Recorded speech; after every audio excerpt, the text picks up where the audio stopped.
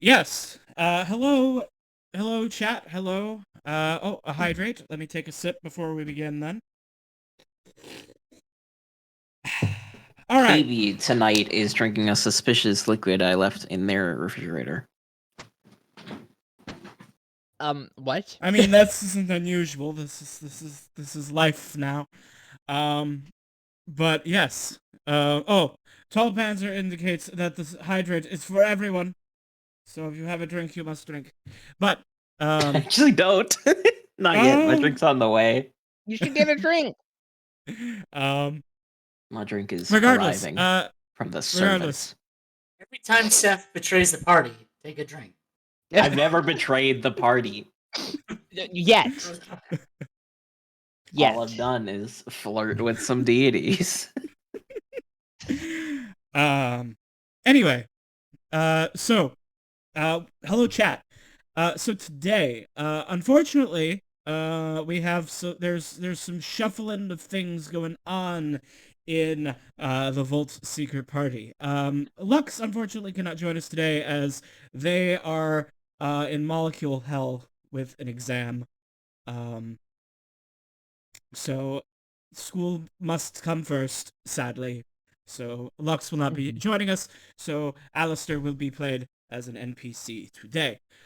Also, you may notice that there is a slot missing on the right-hand side of our screen here. Yeah, unfortunately, due to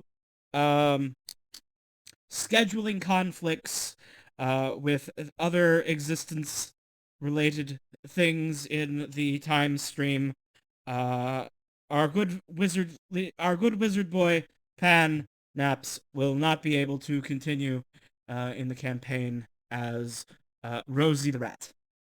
However, I do have another friend who is going to be joining in the campaign and taking over that slot. You, chat, may know them if you tune into the Alternating Mondays, where we play A Fox's Tale as the player of Yurov. Marilyn will be joining us as a new character, the details of which have yet to be determined. They informed me that Yurov cannot be in two places at once, despite having a shadow.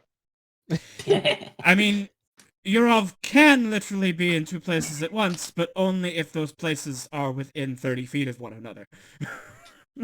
It's like a superpower, you know, you're immune to every third bullet. That's amazing. Oh my god. Gotta dodge the first two. Yeah. I think you should go with my Cerberus person idea with 3 different classes and initiatives. I think it's great. Also, I just looked at you, Zed. Why do you have bunny ears? This is my Halloween costume. Oh, I that's conjured adorable. a were-bunny and let it bite me. I see. These are just the live 2D assets in YouTube Studio. That's really cute though. I like it. Bunny squid. Now I need a fucking Halloween costume. I made one last year, but I wanted to make like an actual full model for it, but that's too difficult. Succubus fairy. I mean, I've already got a demon tail. Let's go. Anyway, so yes,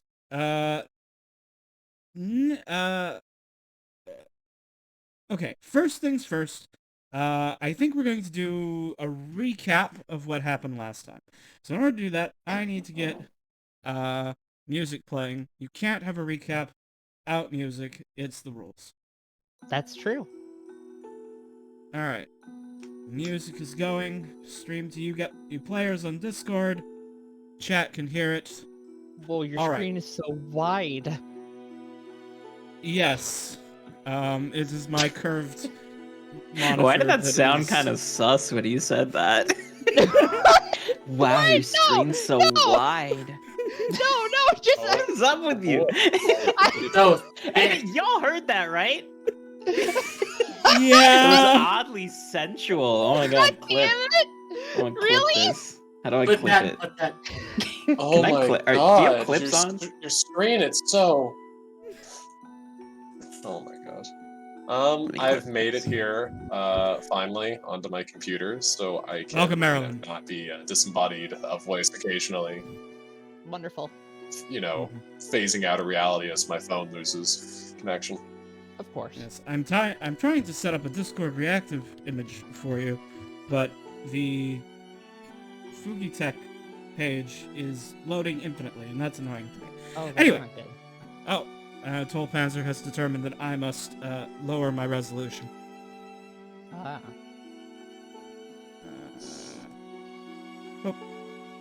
Alright. Oh boy, Roll20 is taking a little bit to load. Has the internet just decided to crap out on us today? Anyway, I guess I'll worry about the Oh reactive no, image it's because my next time. computer's trash. Don't worry. Anyway, yes, the recap music is playing. I should give the recap. Last time on Sun and Shadows, our heroes, having slain Baron Zacharias von Holbeck, the vampire lord responsible for Willow's state of undeath, the party were victorious, having conquered the fortress, slain the vampire and his cultist servants, and they felt victorious. Until the Radiant Blades reminded Willow of what she had promised. That the Vampire Lord knew the secrets of curing vampirism, returning one to life for a much lower cost than the true resurrection which would be otherwise required. Willow had lied about this, merely assuming that if anyone would have it, it might be him.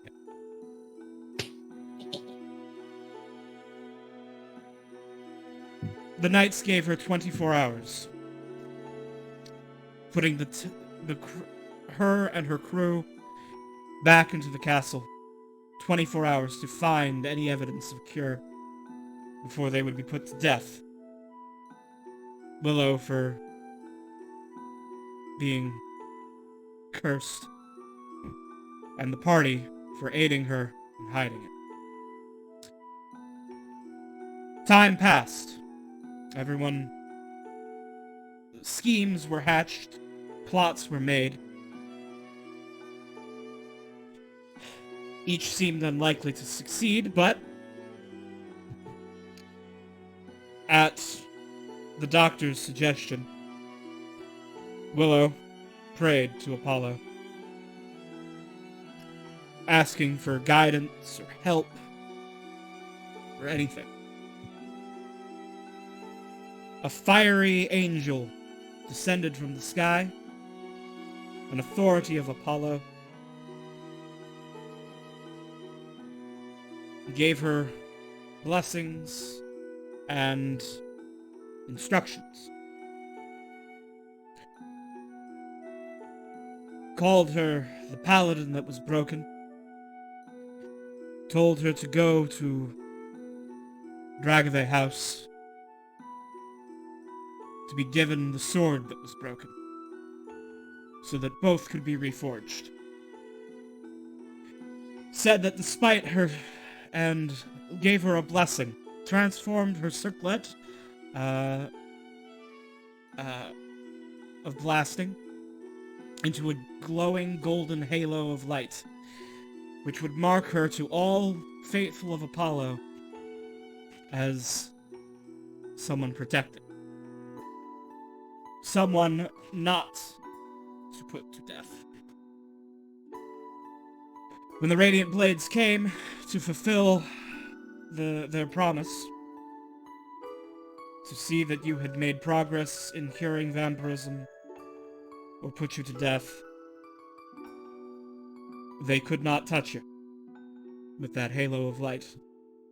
They understood its meaning. But then the mayor of Ebonmore arrived and informed you that the knights could not hold the castle. By the laws of the land under the Darkland Pact, a vacancy of a lord required an electorate of those under that position. In this case, all the landholders and knights under the barony. The party, though, hatched a plan, and they made sure to make sure that Willow won that election, and she did. The castle is now rightfully Willow's for 10 years, along with the title of baronet. In 10 years' time, she'll need to be confirmed to become well and true baron of those lands. But for now, it is her fortress, her stronghold, and it empowers her. The party,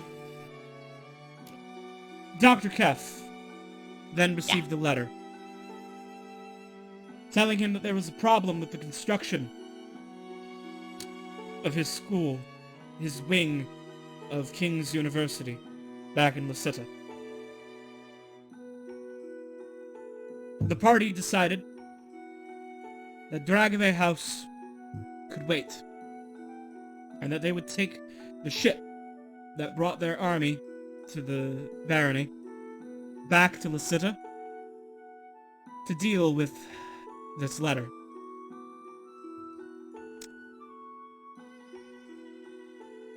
And last time we went a little bit farther, but for the sake of catching some things up, I would like to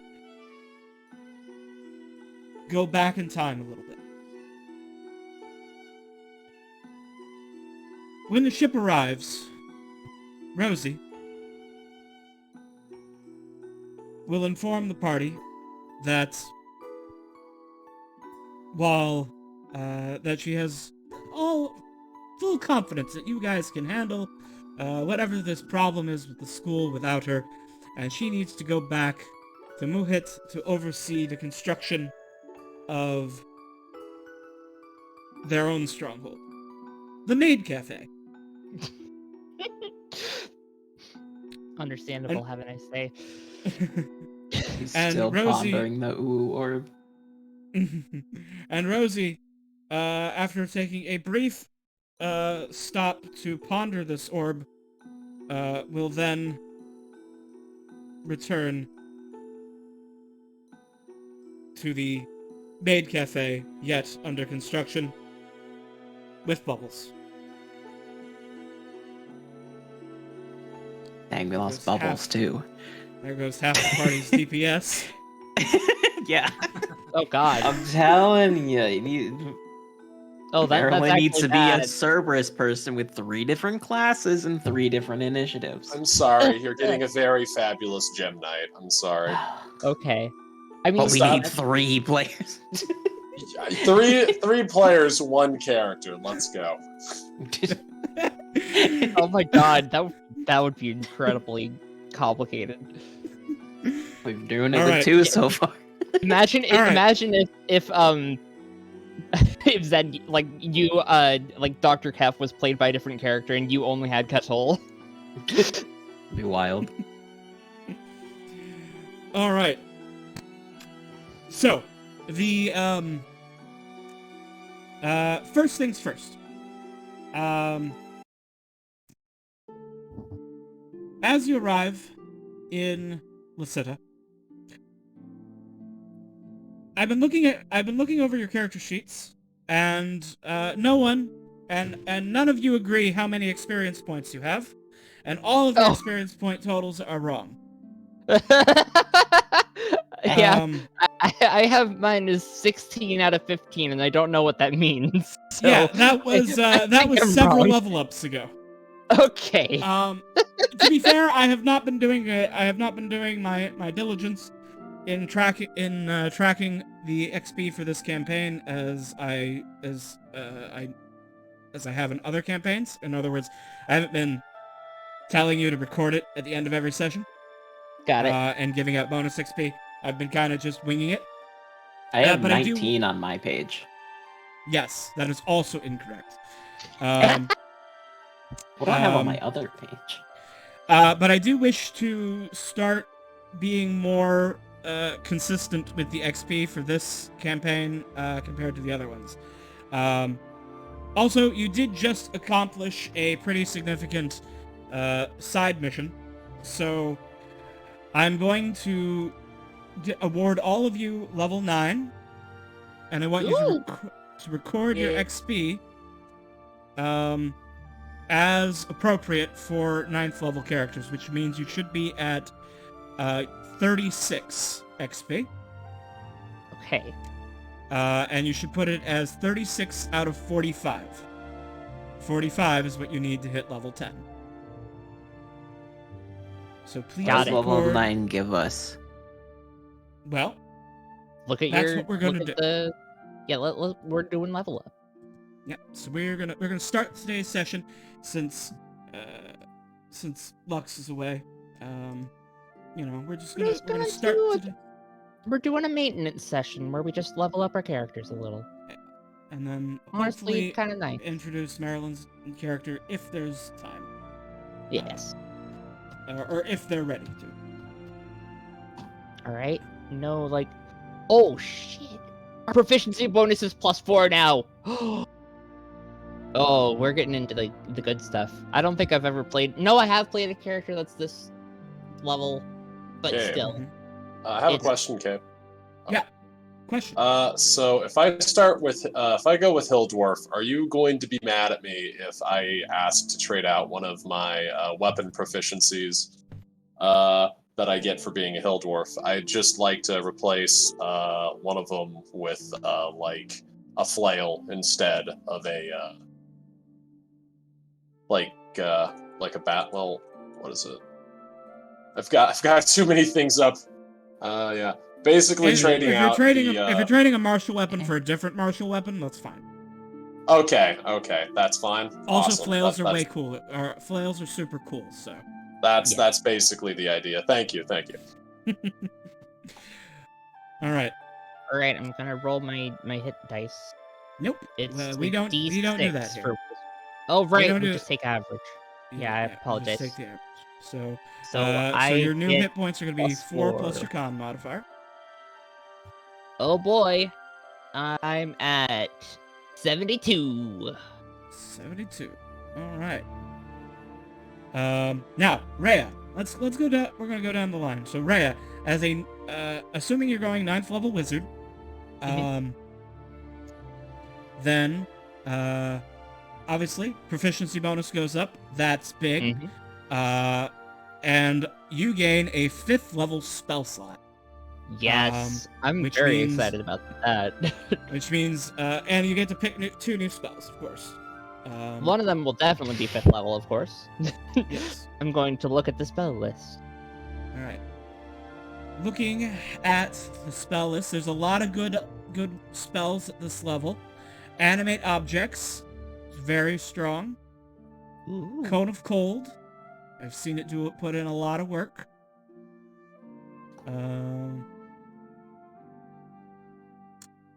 Hold Monster is hit or miss. Legend lore is something really good to have in your spell book. It's not a ritual. It looks like, but That sucks. but you can if you know you're going to need it, you can prepare it ahead of time, or prepare it like the next day. Mislead can be a lot of fun. Scrying is good. Rary's telepathic bond is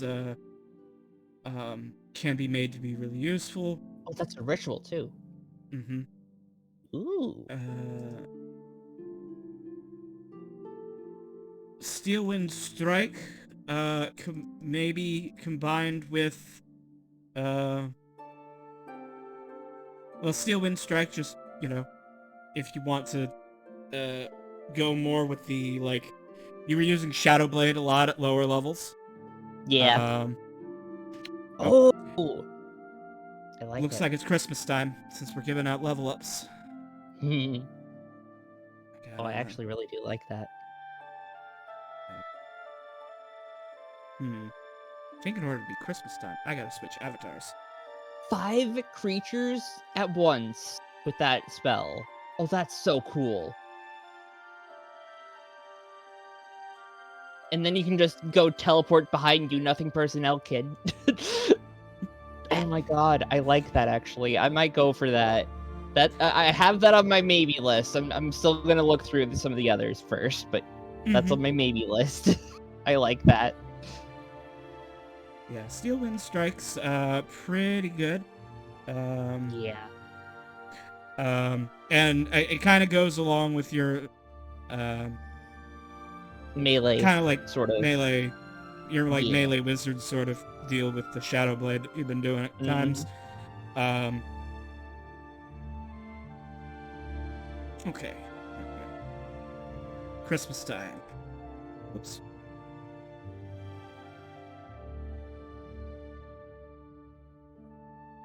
PC base. There we go. Back. Christmas time. Yeah. So a lot of, and Synaptic Statics in there. That's Psychic Fireball. It's amazing. Ooh! Telekinesis is really strong. Synaptic Transmute Static Rock. is Transmute Rock. late game. Transmute Rock Synaptic is what Static Midas is better. used to trap you all in the mud forever.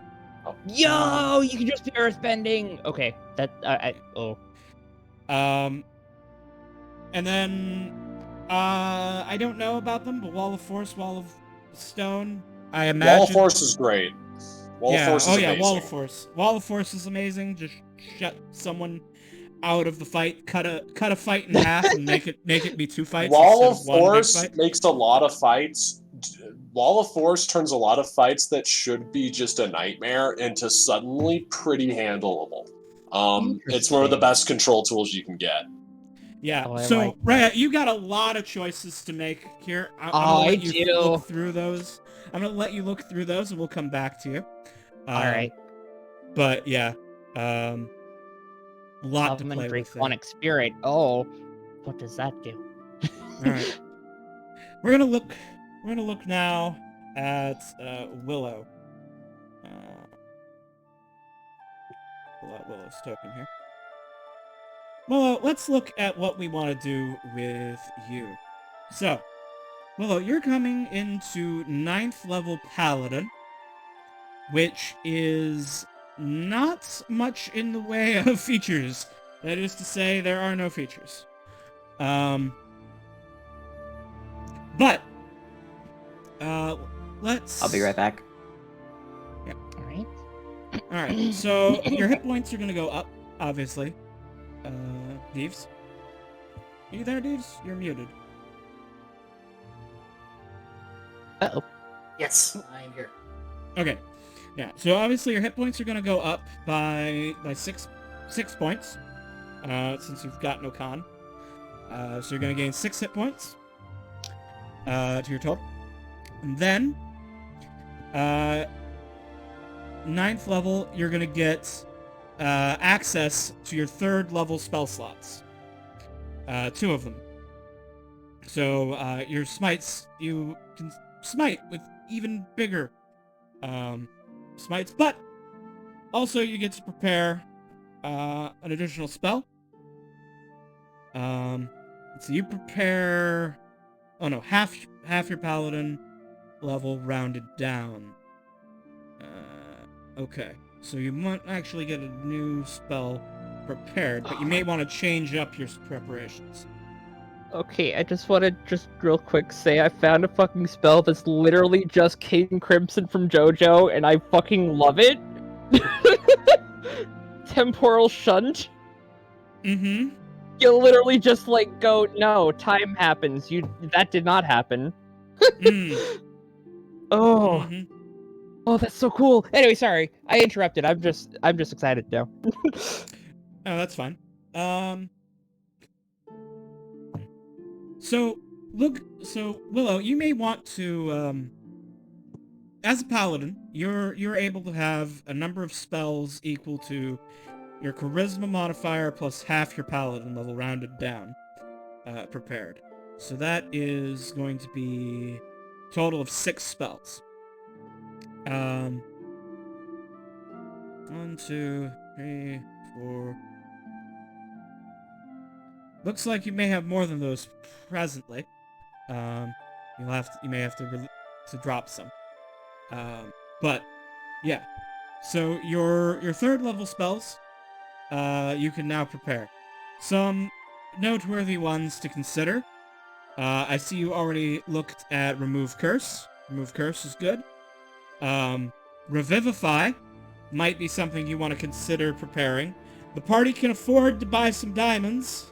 It does consume 300 gold pieces of diamonds, but Revivify lets you touch someone who has died in the last minute and bring them back from the dead. Your party does not have a cleric, so you are the only one capable of raising the dead in this party. So that's something to consider. That is an important thing to be able to do, because, you don't want to have to go, all the way to some city somewhere to get some grungy-looking cleric of Lefkofos or something to stitch your boy back together. I mean, come on. Mm-hmm. And it's not like your party can't afford a sack full of diamonds. Yeah, we We definitely literally have a sack full of diamonds. I actually do have the ingredients for Revivify in my inventory. I could just We hand have them over. objectively too many diamonds, which is Honestly, yeah. Well, just start jumping off all buildings. That'll fix that problem. Yeah, just let Willow bring you back from the dead a few times, and you'll run out of diamonds real quick. life's short. Have fun. Yeah, so Waste a couple. you will also have 2 3rd level spell slots, I believe. So yes, you do. So while I do think Revivify should be one of your prepared spells, there are some other 3rd level ones to consider. Aura of Vitality is that? Yeah, Aura of Vitality is just like, we don't have time to take a short rest, but maybe we can just take 1 minute here, and I'll heal everybody. A lot. The spell. So it's pretty good there. And then Dispel Magic can be really powerful if there's some sort of magical effect on the field, and you don't like it, you can just make it go away. Like, if somebody were to, say, be charmed by a vampire and unable to take actions, you could totally cast Dispel Magic and make that charm go away. Hypothetically. Or, I'm not familiar with, I think Spirit Shroud's not bad. Yeah. Deals an extra D8 damage with every attack.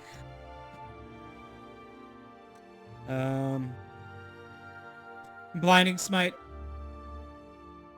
is also not bad.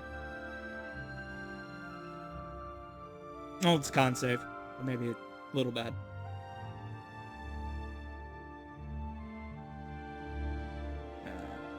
So yeah, I'm gonna get rid of protection of poison since I think that's double dipping. I think I already am with my paladin possibility immune to poison. Or something.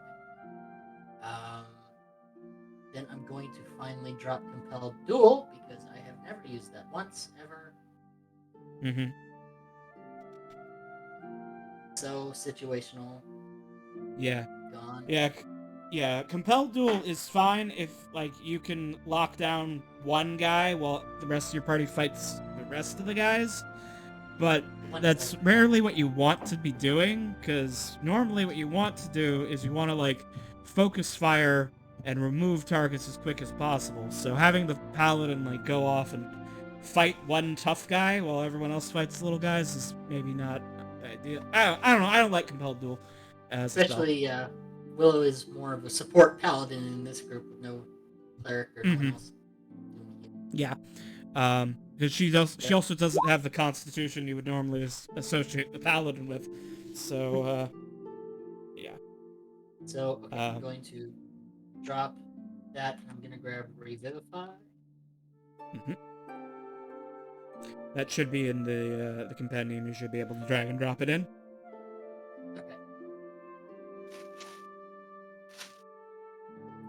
Okay.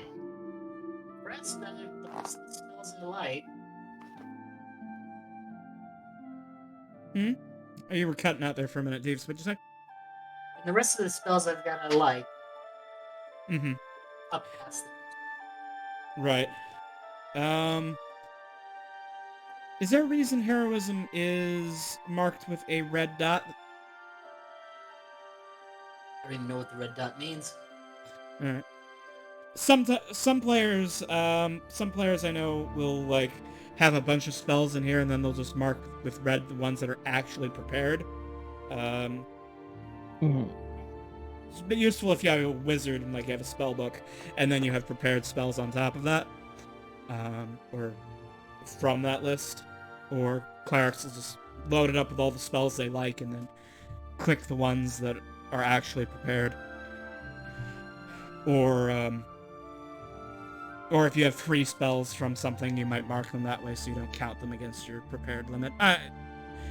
Lots of things you could use the red dot for.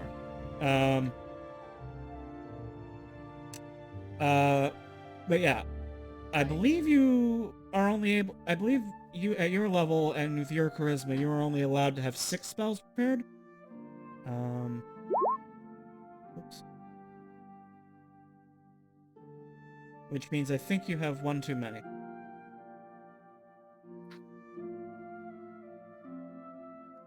Because you have a charisma of +2, and half of your level is 4, so you should have 6. So you're gonna have to drop 1 additional spell.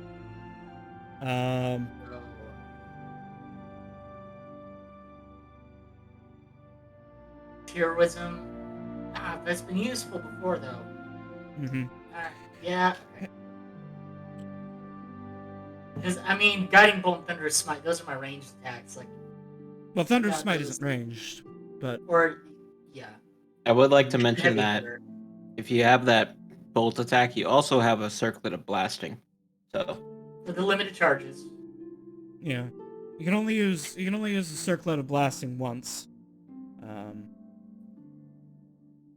Once per day.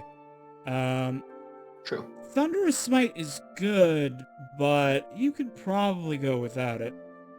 Only have 4 other smites, KB. So limited on smites. I mean, you could use you could use spell slots for Divine Smite, so you got so many of those. The thing about Thunderous Smite is you know, it's got the chance to knock them prone. But yeah, all right. Good. That's really all there is for Willow. Willow's level up's pretty easy though. Just sort out your prepared spells, and then if you guys want to go shopping for diamonds before the adventure, you can. Or if you've got a sack of them that are sufficient, then that's sufficient. All right. Now, I have Zed. We have to level up 2 characters for you real quick. We have to level up Cthulhu Yeah. and the Doctor. So let's do Okay, Cthulhu let's start with first. Cthulhu. Yes. Okay. All right. So pulled up Cthulhu's character sheet. Cthulhu is a monk. All right. Yeah. So.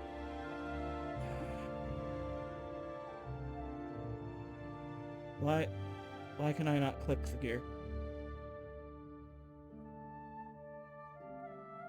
But okay, I'll do it on the other screen. Nope, that's Kef's character sheet. I need Cthulhu's. Cthulhu. Cthulhu Hey, is can I ask now level 9. Yes, Marilyn, you have a question. how will I be doing starting equipment? You're much poorer than us. Yes, I figured. but you can have any sort of like mundane armor and weapons that you want, Does this include plate Um, armor? including plate armor. Oh boy, oh boy! Thank God. Oh You man. may just you're level 9. I can assume that you've managed to get plate armor before now. You say that, but I have played a campaign where I was a level 12 fighter that was fighting with a dagger and no plate armor, despite being a strength build. Tragic. But no, you may start with any mundane equipment that you can carry, Okay. and that you're proficient in. Oh, okay, And okay, that's nice. yeah, you can't just have every toolkit that could potentially ever exist. Okay, but if you I can, have 5 tool yeah, proficiencies, can I have all 5 of the tools? yes. Okay. So you can have any tools you're proficient in. You can have any mundane, weapons and armor and adventuring equipment that you want. And then you can have one uncommon magic item of your choice. Went with the headband Um, of intellect, because that's mandatory shopping in this kind of economy. all right. So one headband. So you may have your headband of intellect. And then if there's any common magic items that you want for flavor's sake, feel free to have them. Fair, fair. Just be aware Yeah. that if you get plate, Willow will be upset because that's her deal. And What? We're wearing matching outfits, so you can't, that's not My cool. outfit will not match. It will not match at all. Plate armor is Willow's thing. You gotta have less AC or Willow will be mad. Looks at 22 AC and fucking has a heart attack. I have 111 hit points. Oh my god. I'm a hill dwarf that took the tough feat and has an 18 in con. Oh my god! Disgusting. You're just a damage sponge. My god. Now imagine Don't that. worry. Playing an Don't worry. I've seen the rest three. of their. I've seen the rest of their roles. Don't worry. Okay, so all they can do is take a lot of hits. Okay, so I have they're not they're the opposite of a glass cannon. They are a rock. yes, do not yes, I want you to know also, I've got I've got an 8 in dexterity, a 6 in charisma, an 11 in strength. So I'm imagining just the poor intern that we're literally using as a human shield every single day. Literally grabbing their head and maneuvering them around. Carmine is a blunt instrument. Do not expect them to have any semblance of subtlety in anything. I feel like Alright. using them as a human shield. We are. I feel like this is the opposite of a rogue, which means, there might be a bit of a difference in flavor compared to the person who left, but you know what? Flavor is the spice of life.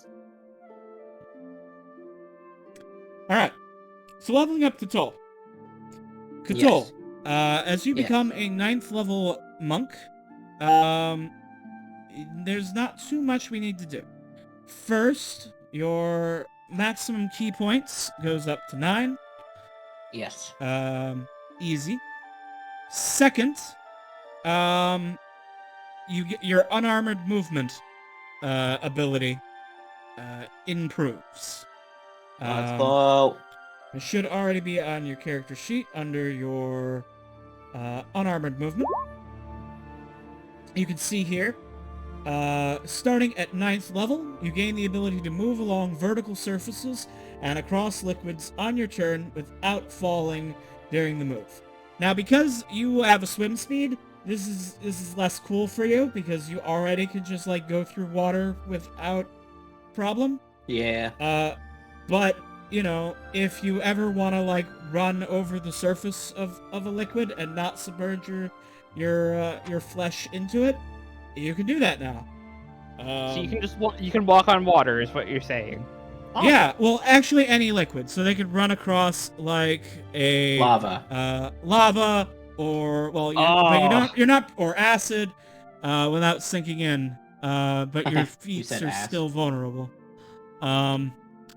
And hello, Just a Redhead. Welcome. Thank you for joining us today. Hello. We're just leveling up to level 9 right now.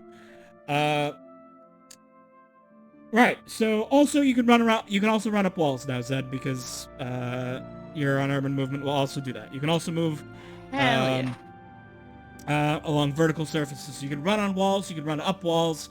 The utility of this varies greatly from one scene to another, but you can do it. And that's Can I basically all. stand on those surfaces? You cannot. You have to be running. Yeah. Basically, you have to. You can't stop on them. You don't have a swim. Well, you have a swim speed otherwise, but you have to be moving. Gotcha. All right. So that's it for Cthulhu. Easy enough. But your brother, your other personality, who I need to make visible, their character sheet visible to KB's camera, so that I can Yes, exactly. pull them up on screen. There we go. So Dr. Kef, Doctor of Warlock Studies. Now, what's you going to get for level 9? Level 9. Oh, I'm hearing sound effects. Something has happened. Oh, Retromach, thank you for the Prime sub. I appreciate it. Thank you. Oh yeah, I have one of those. So, Doctor, as a ninth. Oh, Vivian, thank you for your Prime sub as well. You're welcome. You're welcome. Right, so level 9. Proficiency bonus goes up easy enough. But then, let's take a look here. You're gonna learn a new spell. You're gonna get a new known spell. And your spell slots are now 5th level. And you're gonna get a new invocation. So, Oh. you now have 5th level spell slots. Your pack slots are now 5th level. You're going to choose one new warlock spell. So you should you need me to link you the What warlock level spell spell list. can I learn up to? Your new spell can be anything up to 5th level. So So it can be 5th level? The doctor Yes. getting more powerful scares me. yes. Is It should probably be a 5th level spell because you only just now unlocked that ability. Those spells. is negative energy flood on the table? What is that? I don't know. I saw it in a list. It is a 5th level warlock spell. It is a Oh, 5th God. level necromancy. I saw It's an that spell when I action was to looking at cast. mine. It is an action to cast with a vocal and material component, a range of 60 feet. You send ribbons of negative energy at one creature you can see within range. Unless the target is undead, it must make a Constitution saving throw, taking 5d12 necrotic damage on a failed save, or half as much on a successful one. A target killed by this damage rises up as a zombie at the start of your next turn.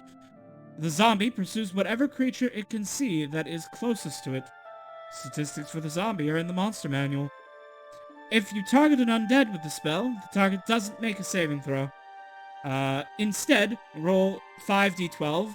The target gains half the total as temporary hit points. So, you can use this spell to attempt to destroy a living creature and raise it as an uncontrolled evil zombie. This is an evil act. Yeah, it kind of is. Or you can give Willow 5d12 temporary hit points. Which would honestly be kind of clutch, you know. In some Multi-use. situations. Multi-use. It is multi-use. But in this I party have a with question. an undead, it is I have a multi-use question. in that respect. Yeah, was that for me? No. I got a Oh. question for KB. Okay. If I kill a dragon with the spell, does it make a zombie dragon? Oh my god. Let me see. Let me check. Let's see. I ask a A target killed by this damage rises as a zombie. It does not specify a humanoid target. Just any creature.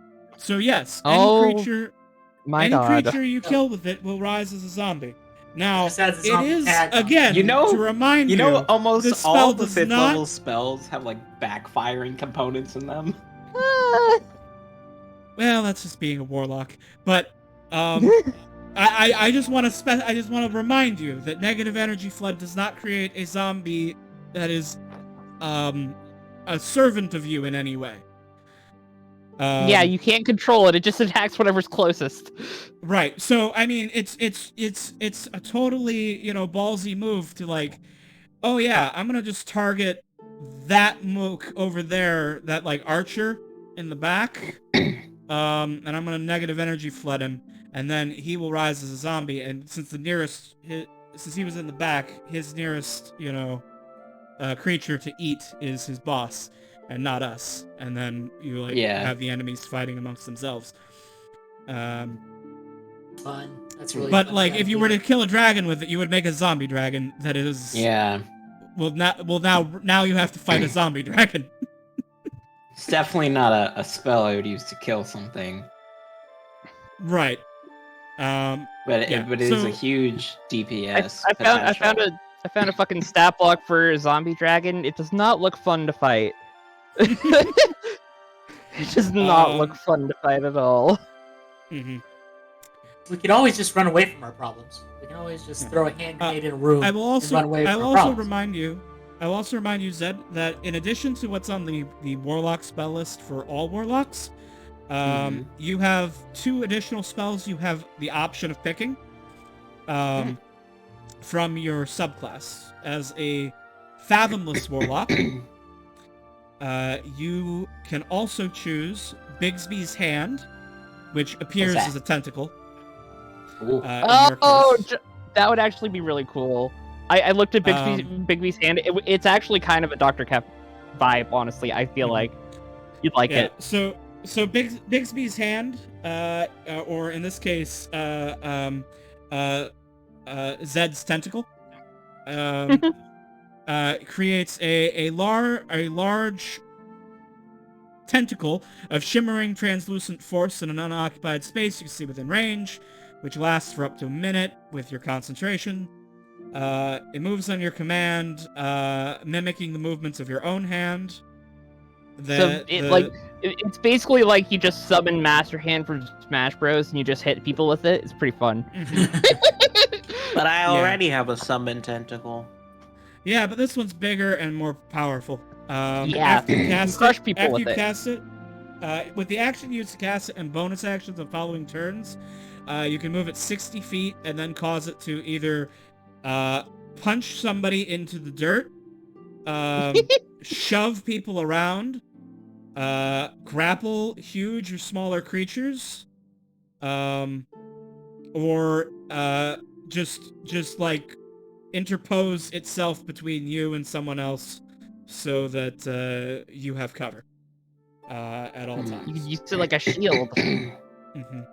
Oh, that's actually kind of cool. I didn't read that bit. Your other option as a fathomless is Cone of Cold, which is just a 60-foot cone, and all creatures in that cone take 8d8 cold damage on a failed Constitution save, half on as much on a normal one. It's a pretty respectable DPS option if you just want to be like, hey, there's a bunch of enemies over there. Let me hit all of them with 8d8 damage.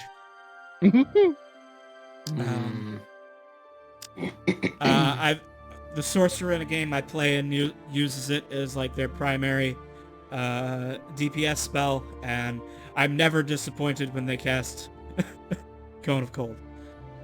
But also, if you want to another damaging option is Synaptic Static. Very good spell. Which is, it's only as damaging as a fireball, which is, but it is Fireball's psychic fun. damage. Yeah, but it's psychic damage. It's an intelligence saving throw, and the if they fail to save, they also are have a negative D6 on all attack rolls and ability checks, and Constitution saving throws to maintain concentration for 1 minute. Save ends. It's a huge debuff. Yeah. So it's a psychic int save fireball that also debuffs everyone who survives it. Yeah, unless it's they honestly, made the like- initial save. it's honestly really good. Mm-hmm. Yeah, like the thing is like against a lot of things, they're gonna either half or quarter the damage from Fireball, but Synaptic Static, that list is much smaller. Yeah, not many things can resist psychic. So, negative energy flood. If you're interested in in like the dual purposes of having a decent single target damage spell, and also just having the clutch ability to buff Willow with 5d12 temp HP, that's valid. But if you just Pancakey, want hello. but if you just want like a damaging spell, I would go with Cone of Cold or Synaptic Static. Or if you want something that can do damage or control, the Bigsby's Hand as a tentacle is really good. And hello, Pancakey. Welcome. I don't know. Contact another plane is looking very Oh no! follow. But it's just like the No, backfire. no more contacting other planes, please. You've done enough of that. If I fail, I take 66 psychic damage and I'm insane until a long rest. I think you're already insane is the problem, though. You see, so that would just render it ineffective, right? No. No. I mean, No. we just roleplay that every encounter anyway with Seth. I don't know why we need the rigmarole of an actual spell to do it. That's so true, honestly. Oh my god. And commune with the city is not an option. Source says Unearthed Arcana 7 Modern Magic. Yeah, that's a technomancy spell. Gotcha. You're not. If you're in the space campaign, it's on the list, but That's pretty cool. If I do Infernal Calling, can I summon Alistair? Unfortunately, Alistair is too strong of a devil. Since Alistair it will be a ninth level bard, he cannot be, and this spell, an Infernal Calling only works on a devil of CR 6 or lower. He is above them. He outranks them. Oh. You need like Gate or something to conjure an Alistair. Or Well, just One day though, when sacrifice you're enough people to 17th face level, as long as Alistair maintains your friendship, he becomes effectively immortal. So, on the prime material, it's like you can just gate him back when he dies and goes back to hell.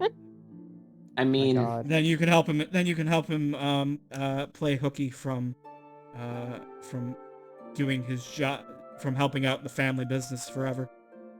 I'm just assuming about- that Kef will solve aging at some point for themselves, probably becoming a lich. Yeah. Seth? Just assuming.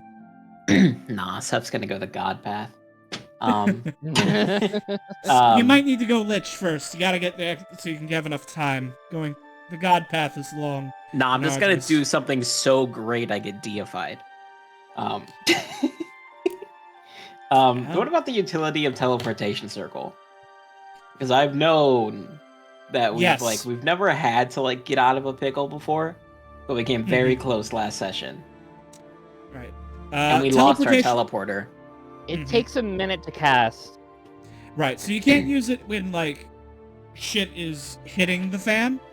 But it does let you get around the world. Most of the major cities in the setting have teleportation gates that you can return to. When you learn the spell, you get to 2 teleportation circles that you already know, and you can find or research others that exist. And then you can just cast a spell to go quick recall back to those anytime. So if you were to take that, yeah, if you were to take that, then if you could take one in there's a circle in the middle of Lysita. So you could take that one, and then you could also get one in Naharun, where Viv's school is. Yeah. And then you can just you could just go back and forth between the two. You could take your students on like a field day at the other school on the other side of the ocean. I'm gonna have to deal with the doctor showing up randomly at wee hours of the night at my wizard tower. Okay. Oh yeah. It's like you're like, Doctor, it's 3 a.m. It's only midnight in Lysita. Get up. Oh my god. I feel like that'd be good, like, as maybe like a spell that Kef learns like later on when he's retired and he's like a professor. Mm-hmm. And plus, unless there's like some type of like quicken spell ability, I wouldn't be able to cast it during combat. So yeah, no. I'm assuming I should probably take Revivify. I mean, honestly, it could help. If I'm taking Revivify, I should probably have a 300 gold diamond. Can I have one, Cave? You may have one. How about one, if they join the crew? It's their starting bonus. He would give. I hope you know. Provide them with more from the. Parties. I hope you know that if you told him that, he would make a point that this diamond is going to be used to scrape your skinny ass off the ground if you die. Let's go. So if anything, it's your bonus. By the way, Kef, so you do also have the option every time you level up, you can forget one of your old spells and you can learn a new one. So for example, you could say, I probably don't need Thunderwave anymore because when am I going to use a 5th level spell slot to cast Thunderwave, right? Yeah. If I want, I would rather use that on Thunderbolt or Synaptic Static or something like that. So you could also forget one of your old spells and learn a new one. So you can potentially add 2 5th level spells at this time if you want. One for having a new learn spell and one for if you forget an old. Okay, can I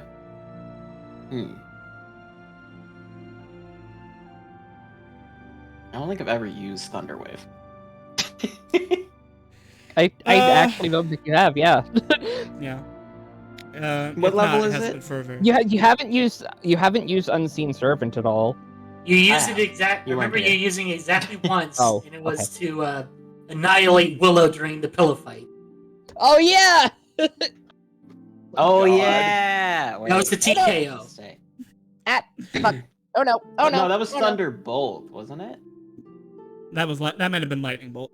Regardless. Yeah, Thunderwave. Thunderwave is a 1st level spell. It does get extra dice when you upcast it, but like not a lot. The fact that it breaks objects and gives disadvantage to like constructs and things on the save is something, and thunder damage is not very widely resisted. But really, like, if you want the damage, you're just gonna cast a better spell. Yeah. Yeah. So let's get rid of Thunderwave, and I want to take on Cone of Cold and Negative Energy Flood. Okay. Oh boy. Cone of cold. Oh, I'm genuinely terrified now. He picked the zombie one. Zombie. Exciting times. Well, imagine if like Not in the SRD. if I like do that to a bunch of people like in an area somehow, and then teleport them all into an enemy city, cause a zombie apocalypse. I'm not sure that's how that works. Baby, can we homebrew it so a bite will turn you into a zombie too? You don't want to go Pretty down that please. road. I'd rather not, thank you. I think Void Death is already scary enough. We don't need to deal with zombie apocalypse as well.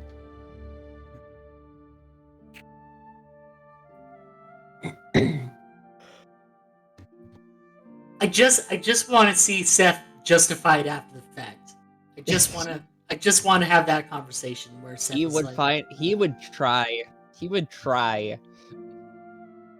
What a great test of the Lecitin emergency response units. My god.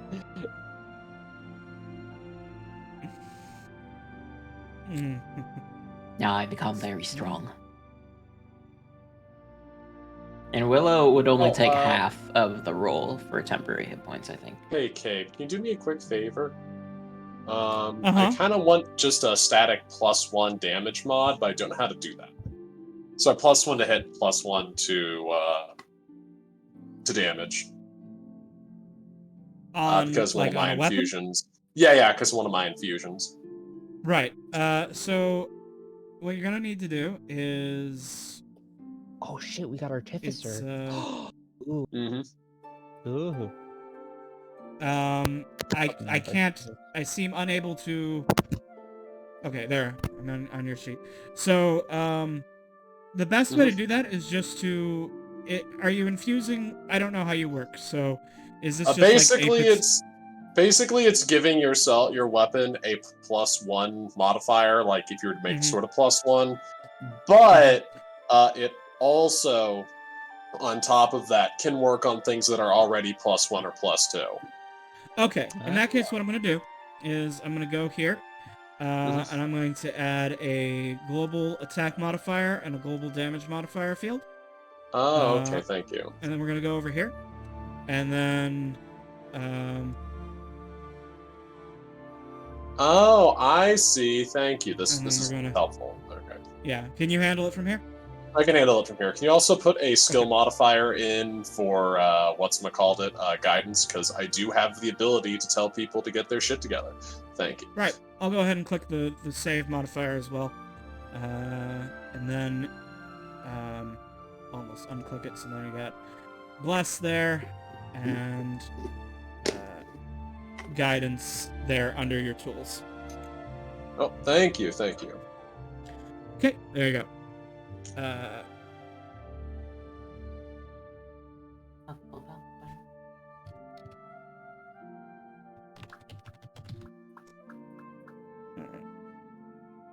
Anything else like it? Warlock level 9?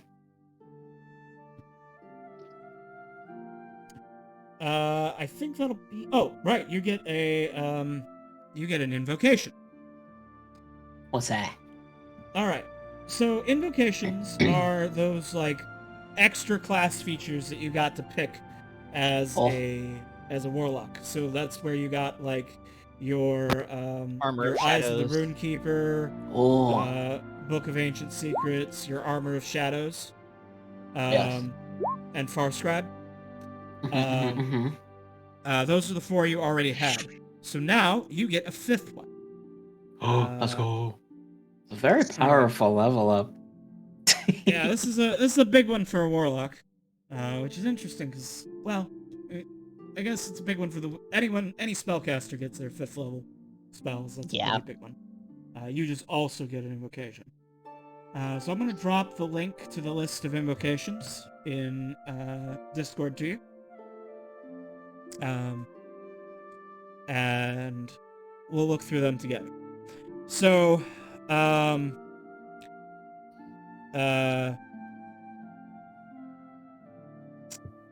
you don't have Agonizing Blast, so that's always just a no-brainer choice for warlocks. Lets you add your charisma to your Eldritch Blast damage. But you actually have kind of low charisma for a warlock, so maybe maybe not your best choice. You already got Armor of Shadows. Ascendant Step lets you cast Levitate at will on yourself. You have Pact of the Tome, so you can take Aspect of the Moon, which means you no longer need to sleep, and can't be forced to sleep by any means. You do have to I take... need to sleep. Are you sure? Sleeping. But if you don't need to sleep, then you can bother Rhea at any hour of the day. I could do that by caffeine. I need to I need to sleep as a mechanic for my character. Oh, right. You'd be killing Cthulhu if you did that. That's correct. Yes. Let's see. You could take Beguiling Influence just to give you proficiency in Deception and Persuasion, which you currently lack. No. Oh, God. No. Let's see. Bewitching Whispers lets you cast Compulsion once. I got Book of Ancient Secrets. So I think I've finished getting my stuff put together, for the most part. Eldritch Mind is good, Kef. That gives you advantage on saving throws to keep concentration. If you are using any concentration spells a lot, you're not really, though. You've been playing a pretty blasty sort of warlock. So I have Eldritch Sight to detect magic at will. Without expending a spell slot.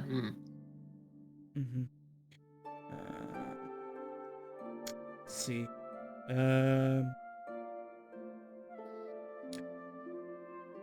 It's False Life. False Life gives temporary hit points. It's not that great. I mean, it's fine at low levels, but I think at your level, adding like having a D4 plus 1 temp HP is at will is not huge. Oh my God, there's so many. Repelling Blast or Grasp of Hadar are all right. Those let you push or pull depending on which one when you hit with an Eldritch Blast. Lance of Lethargy slows creatures that are hit by your Eldritch Blast.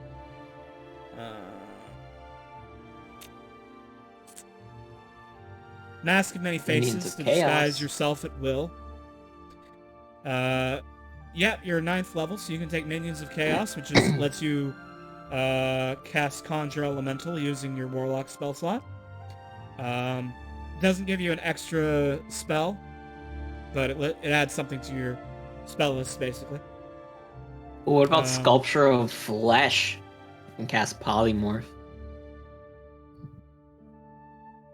And Polymorph's not a bad spell to have. Oh God. But it does use your Warlock spell slot. True. So, yeah. What does Detect Magic do? It tells you if anything is magic within 30 feet of you. It's blocked by, stone or lead, sheets of lead, things like that. But basically, it tells you if anything is magic within 30 feet of you, and if it's magic, what school of magic it's from. Is it evocation or conjuration or transmutation or something like that. I have a question. Do we have anybody here with Identify? Yeah, 2 people. Okay, thank God. Then I won't take it. Next question. I have the optional rule for firearm proficiency. Is this kosher, or should I not have that on my sheet? Yeah, make that happen, right? Yeah. So, as an artificer, I will allow it. Because even though guns haven't really gotten out of Istablon yet, so if you're not from the Minotaur continent, you probably wouldn't have had much access to them, but as an artificer, you can be in the loop. Gotcha. Yeah. All right, check. But they are new. Like they've hit your continent in less than a year. They joined up. So they're so there's these strange newfangled things that I as a dwarf look at and grumble about, because why do you need something that loud and flashy when you could just use a crossbow? Yeah. They joined the party just to look at our cannon and steal the blueprints. Yeah. That's the whole reason. Zed, you might consider Whispers of the Grave, which lets you speak with dead at will. Without. Yeah, but I gotta like find dead people. Just make dead people. Yeah, I mean, What questions would I ask 730 dead? Wait a minute, you can already talk to a dead person Who right hired now. you? You're Willow. True. Wait, yeah, there's Willow. Just talk with them. They're a dead person. I mean, how you're already got that ability. All right, fine. Yeah, so a lot of options here. None of them jump out at me as like the one you need to have. Whoa. What kind of things can I do with polymorph? Okay, so polymorph. Let's see. What's that called? Sculptor of Flesh? Yes. Okay, I just want to pull up the spell. And I also want to make sure. Let's see, you cast polymorph once using a spell, warlock spell slot. Okay. So polymorph has really two functions. You can use it to debuff a target. You can point at someone within 60 feet of you, and you can turn them into a frog, and go, I'm so evil. It's generally not the best use of the spell, but you can. And until that frog dies, they're just a frog, or an hour passes. And if the frog dies, if someone just like steps on him, then poof, they're back to being whatever horrible monster they were before. And they can make a save to, waste the spell. But another use of polymorph is using it to buff your companions. So, if you cast it on someone, whenever you cast polymorph on someone, you turn them into a beast.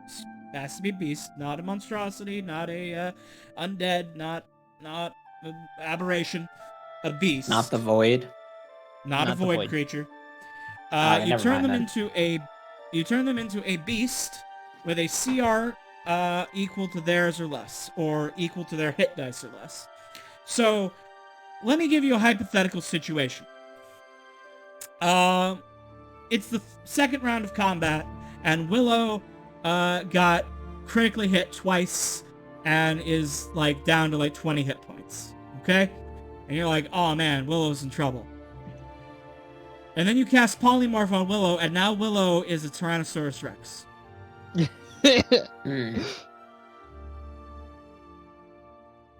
I mean, honestly, the dinosaur strats with polymorph. Yeah. I do like the dinosaur strats. Willow can finally be a Gudra. Oh yeah, she could. So that's an option that you have. You can you can use polymorph on your allies. I've seen it used in a lot of different ways. I've seen it used on like sidekicks to turn them into giant eagles, to fly when fly wasn't an option for some reason. I've seen it used to turn people into giant apes, which are big sacks of hit points with a strong multi-attack. Or a T-Rex, for much the similar reason. Or an elephant to, like, charge and trample things. And they get, like, the full hit points of the creature you turn them into. So if someone's at low health, it's sort of a pseudo-heal, right? It's like, oh, they're about to go down. Well, instead of having them take their action, how about we let a Tyrannosaurus Rex take their turn? Yeah. I do like that. I like it a lot. But what would be like the beast like equal to someone like Willow that I could like turn them into? Right. So that's so Willow. You'd be able to turn Willow into any beast with a CR of 9 or less, because that's her level. She's a 9th level creature. So there aren't any beasts that are CR 9, but a T-Rex is CR 8, which is why I've mentioned it. So you could turn her into a T-Rex. Or a giant ape is CR 7, so you can turn him into a giant ape. Oh, you can actually turn her into a Hydra! Wait, is that a Hydra a beast? is not a beast. Damn it! A Hydra is a monstrosity. That is sad. I'm so sad. What about dragons? What are dragons? They're dragons. Dragons are dragons. Dragons are They're not beasts? They're not beasts. No. Nah. So how could you call a dragon a beast when a dragon can sit down, have dinner with you, and her constantly annoy you because you accidentally let a brass dragon into your house, and now they're talking about like zoology. Oh my gosh. Yeah. So polymorph polymorph's a good spell though. So if you want to if you think turning your friends into like big animals, or turning people who annoy you into frogs, is cool. Sculptor flesh is not a terrible choice.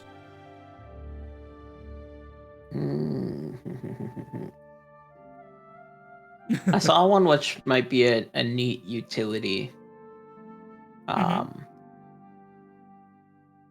Where is it? Where did you go?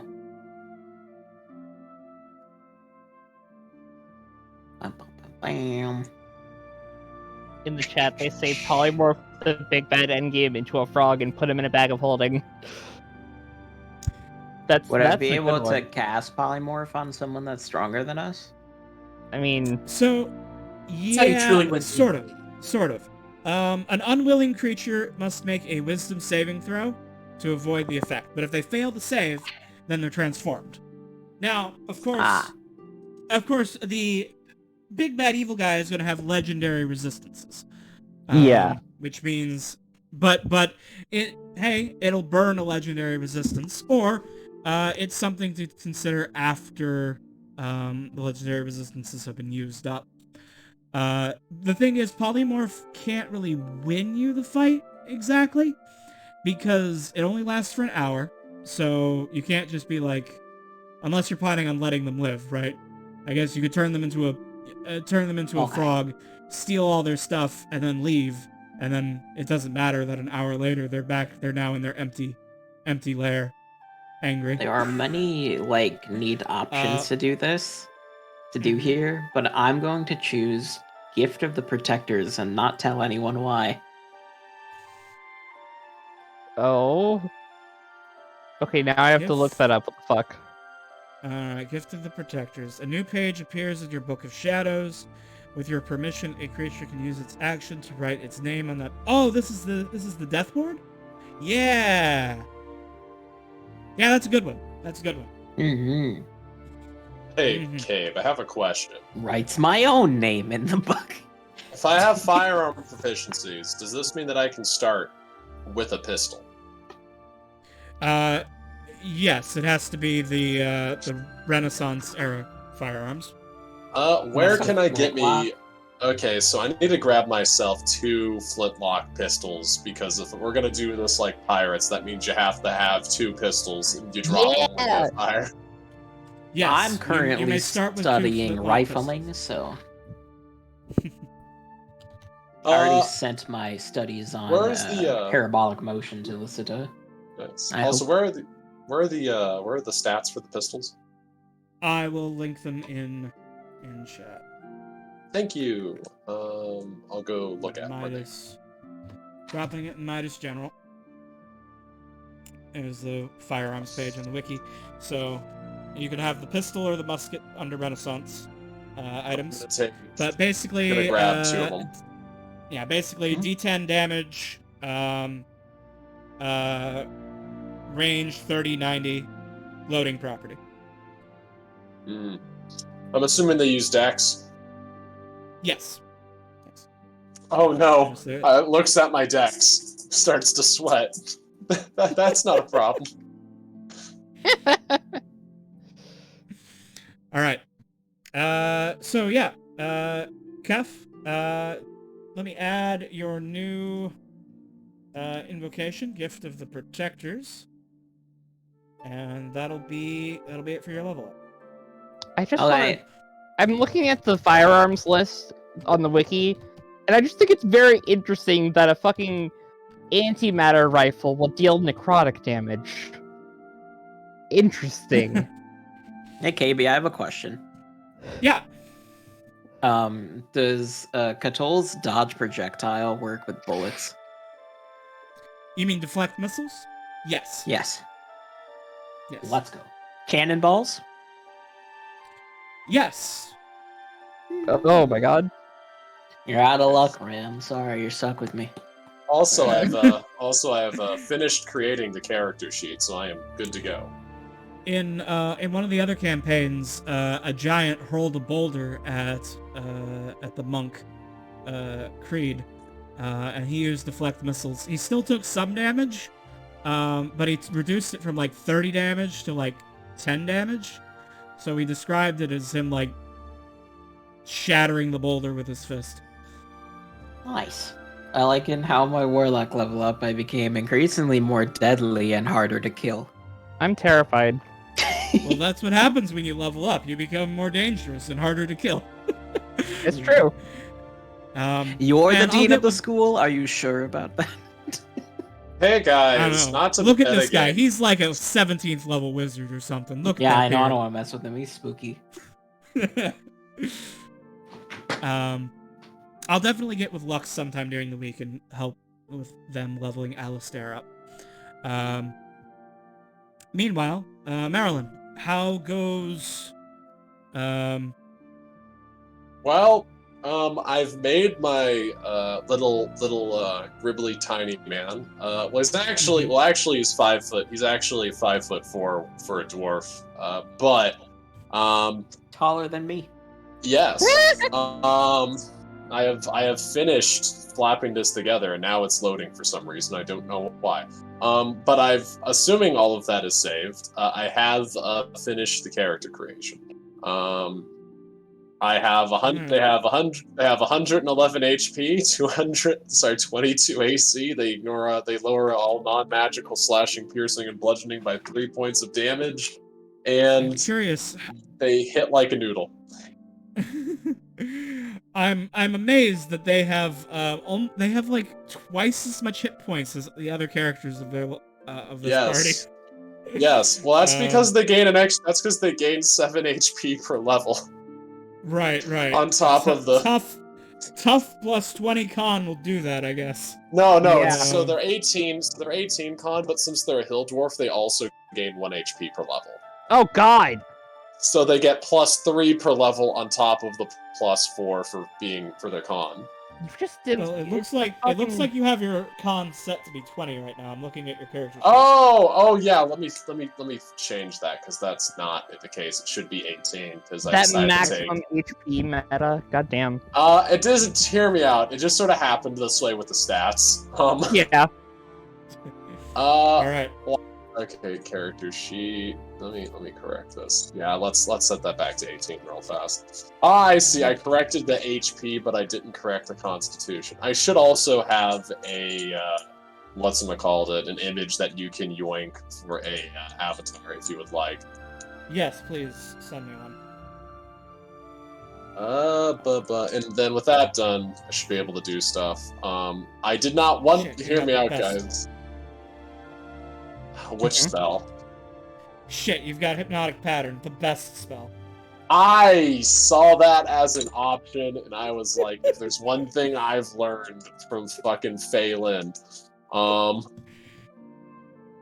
actually, let me. Yeah. Sorry, both. You're right. You know what? Aranya has taught me the way at this point. Like, I am aware that there are some things that are just better. Actually, let me give you a better version of this because I realized there was that little bit of white at the top. I quickly edited that out. All right, this will work for today. Yeah. Okay, dwarf, and then let me pull in dwarf boy. I also gave myself 3 bear traps. I hope that's okay. That's fine. That's fine. All right. Okay. So here we have our. Katol would like to see which one is We have faster. our dwarf boy. Oh, that hairstyle, absolutely amazing. You My know, It's like something goodness. out of Deep Rock Galactic. Not gonna lie, I like it. I feel like he fits in into the party, aesthetically very well. Like Honestly, I mean, kinda. I mean, would Mohawk dwarf, would redhead Mohawk dwarf not fit in next to This game of Chuckle Fucks. Yeah. Mhm. All right. Let's see. Let me set up this token now. Oh. I should. I also have to get a. The funny thing is that wait, question. Can you use prestidigitation to correct your hair if it's like mussed up from being inside a helmet? I don't see why not.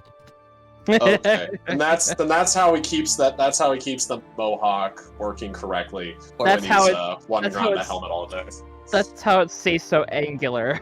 Exactly. I demand orb. Oh no. Oh no. Did they just get orbified? Yeah, Demand Katie just got orb. orbed. Oh yeah. Oh yeah. I should. All right. I'm just setting up the token. Carmine's token's all ready to go. Let me get in my orb. It You're will a be dwarf Christmas named orb Carmine. because, Nice.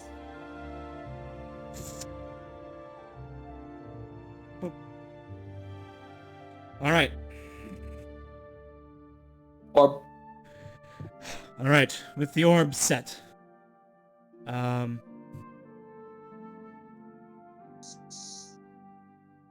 Actually, okay. Hydrate. With the orb set, I'm going to go pee, and then I'm going to come back. I will not count Can I the come time with? that I'm peeing against the orb moment, of course, always. Let's go. When I return, we will figure out how we're going to introduce Carmine to the crew. All right. All right. And then Carmine, we I will catch like up it. with Dr. Kef, and the Dean. Doing squid things. Yes. Doing squid things. I shall return in a moment. All right. All right. Actually, the whole name is Carmine Dury Kazanson, but nice dwarf name. Lots of K's and Z's and angry sounds. Yes. No, the best thing about playing an artificer is realizing that you have 6 tool proficiencies that you're probably never going to use. I know, right? Oh, that's the artificer mood. That artificer grind set, yeah. Mhm. Oh man. It's okay. I hit with a single D8 of damage, but it's okay. I can take a punch. I'm made of bricks. Yeah. I'm very happy that we actually have a goddamn paladin though, because I am not going to be doing the dips. Yeah. Mm-hmm. Honestly, our rogue who left did incredible DPS with their sneak attack. Willow's gonna step it up.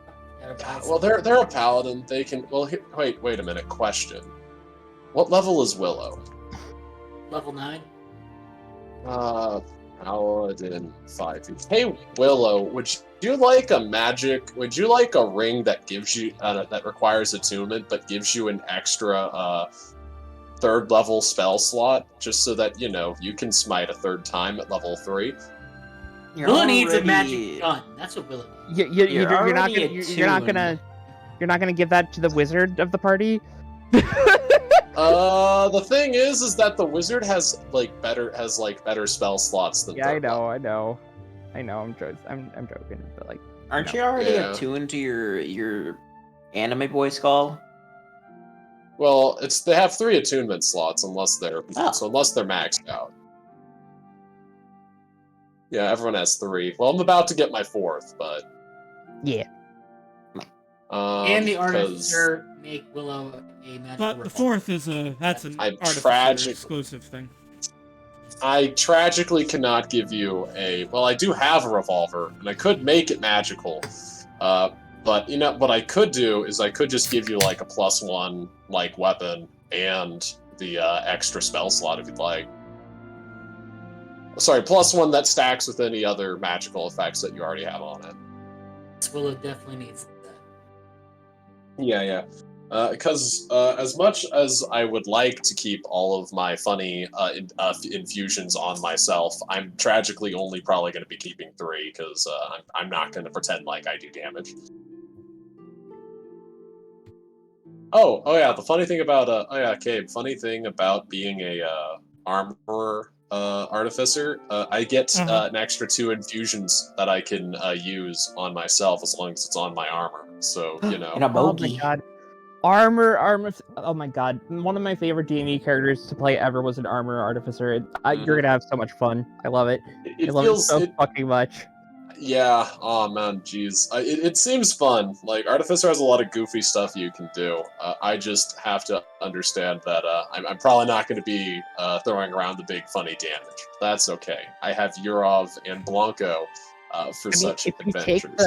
You have like you have the armor model, so you can be like the tank who uses the distracting pulse for the armor to like get all the aggro towards you because you have enough hit points to handle a bunch of things attacking you at once. And a 22 armor class on top of that. Oh my god, yeah.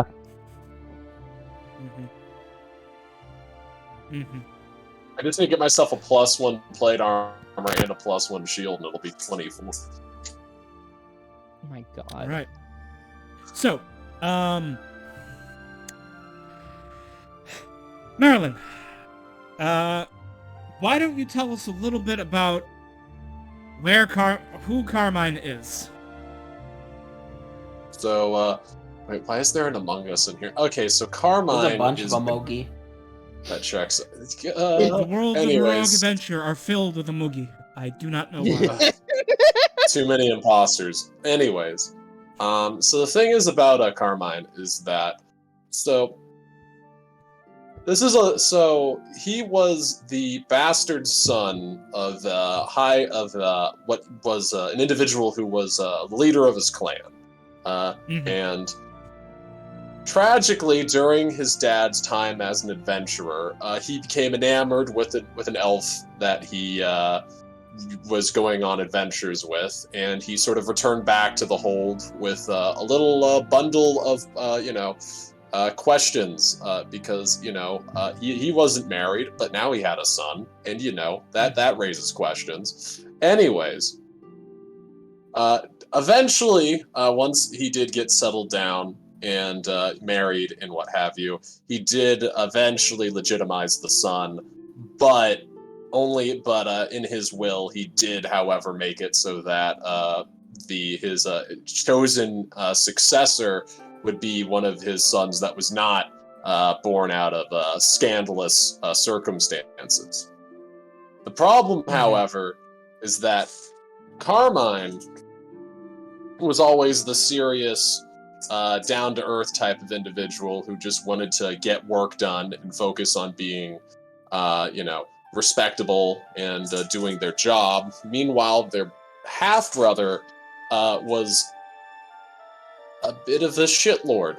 This did not become apparent, though, until his dad died, and the kid suddenly no longer had someone sort of looming over him. Now, due to a lot of disagreements between him and his half-brother, he eventually left his clan and left exiled. That's up to interpretation. He's not exactly welcome back, but he is basically trying to go out and be an adventurer in order to prove his legitimacy to the other members of the clan and the world, to show that he is a respectable and competent individual, to gather fame and renown, so that when he eventually returns back to his clan, no one will question him when he challenges his half-brother to a duel, kills the bastard, and takes his place as the rightful person in charge of the clan. Reasonable. Reasonable. Yeah, the problem is nobody tends to like a half elf, you know, as the person going around giving him orders, which is why he feels obligated to have to, like, you know, another reason why he feels obligated to have to go about and prove his legitimacy. So, yes. So, you have come, Carmine, to Lysita, the largest city in the world. If there's any good place to start an adventure, it might as well be here. It's funny, I think I've said that for every major city on the continent, for different reasons. But, yes, Lysita is certainly the best place to start an adventuring career, as people from all over the world are here, and money flows constantly. As you are in the world's port, what the locals call the world's port, the port district of the city of Lysita, a ship is coming in. The Gilded Goose. Have we upgraded the ship yet? We have not, I don't think. No. Oh, the captain actually, the captain. You gave the captain a share of the treasure, right? We didn't give. She's the captain. She gave us. Right. I mean, shares. right. She has a share of the treasure. Yes, the ship has been being upgraded. She has 2 shares, so she has like 120k. Mm-hmm. And we did. It's we did originally upgrade with the Admiral cannon. Ingrid now. Yes. We did upgrade the ship with the cannon, but then Seth took that and stole it, and then used it for all the adventures. So we degraded. We unupgraded. You still have the cannon. He threatened to blow himself up when the government tried to take it. Yeah. Something effective like a bomb threat. Apparently. Don't know how you lived through that, but yeah. Anyway, no, so you still have your cannon. But yeah, the Gilded Goose has been upgraded in ways that have not been specified yet. But yeah, this fine ship with strange weapons pulls into port. As they dock, you see milling about on their deck a captain who stands 7.5 feet tall, not pictured here, because I don't have their token on this page. A tiefling man, a minotaur with a golden staff, and a boar's skin cloak, a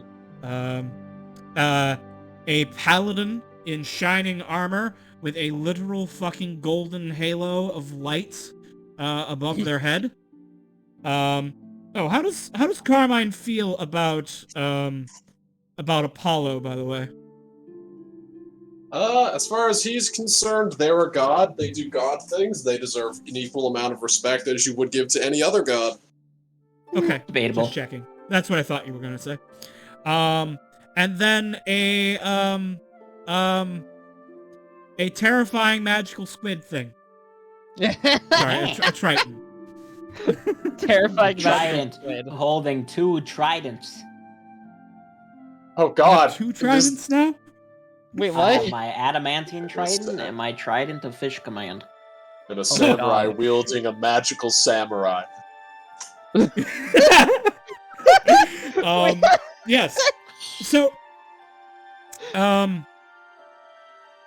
yes, I need a little help with the plot contrivance here, players. Who, from Carmine's description of who they are, who do you think would be the most likely to, after a chance meeting, invite them to join the crew? Well, I need a metal net for my scheming, and I know dwarves build things.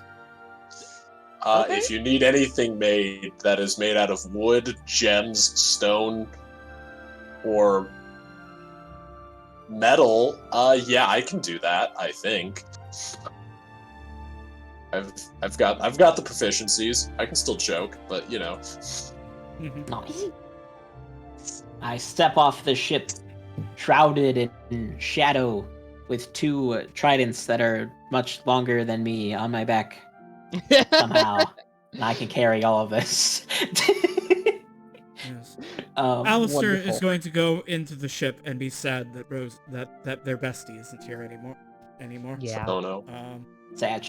Yeah. So Kef, I think we're gonna. Ray is just gonna be like looking over the side of the ship, looking at Dr. Kef like, oh no, what's happening now? I'm going to Carmine. step off. Should I give like an actual visual description of Carmine? Yes. So as Dr. Kef is walking through the port, they notice Carmine, probably drinking at some port bar. Why don't you give a description of what they would see when they see Carmine? What So draws their first, eye? I must say, Carmine does not believe in booze. So he's probably just drinking water. Because he Radical. believes, I know, right? He's a dwarf that doesn't drink, but he doesn't. He's seen what too much booze can do to somebody. Anyways, so he's probably in a bar just drinking water. But you see a dwarf that's about 5'4", 5'5", around that area. They've got a thick suit of like plate armor, and on it you can see that it's like got some like gems, sort of like engraved, like I guess like encrusted into it. As well as like a sort of like helmet on the side of themselves, sitting on the bar, that has like a sort of like thick like set of like quartz gems sort of encrusted onto its brow. They've got a hammer also sort of leaned up against the bar, and are currently just eating some food and what have you. They are definitely a dwarf, and if you're the type of person to assume that any dwarf knows how to make things, this would be the person you'd approach. I would like to step off the ship and stand proudly, see if anybody notices that the science officer of Lysita has returned. Hear me dual wielding my tridents.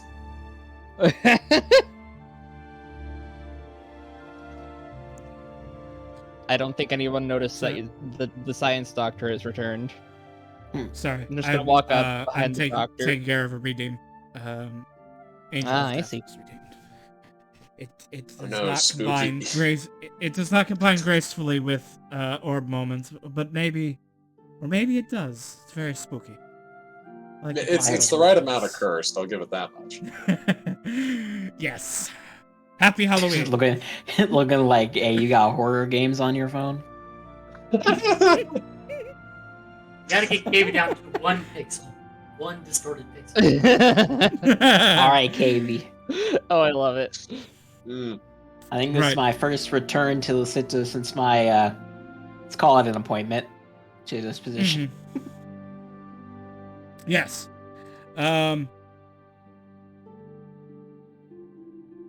don't know. I mean, I feel like Dr. Kef, your position as science advisor would not be very widely known. I do think that when in the scene that must have happened that we skipped over, where the ship goes through their inspection at the island for any contraband before reaching the island proper, that's where you would have been greeted by like military officers who might be aware of who you are and giving you your appropriate respect as science advisor to the Council of Lysita.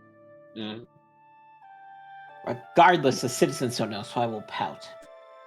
Yes. And I will walk off The average citizen has no idea who you are or what science is. Or why you would need to advise it.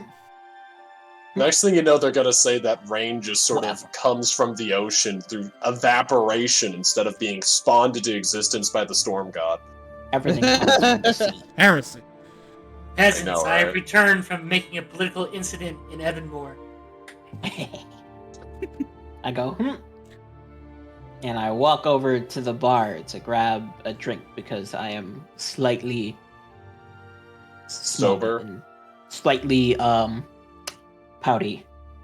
Do you Yes. order a glass of milk? I do. You get a cold glass of milk. Nice. I drink it down. And then I sigh. And I say, I'm gonna need a big net. A shiny one. Maybe not shiny. A metal net. A big metal net.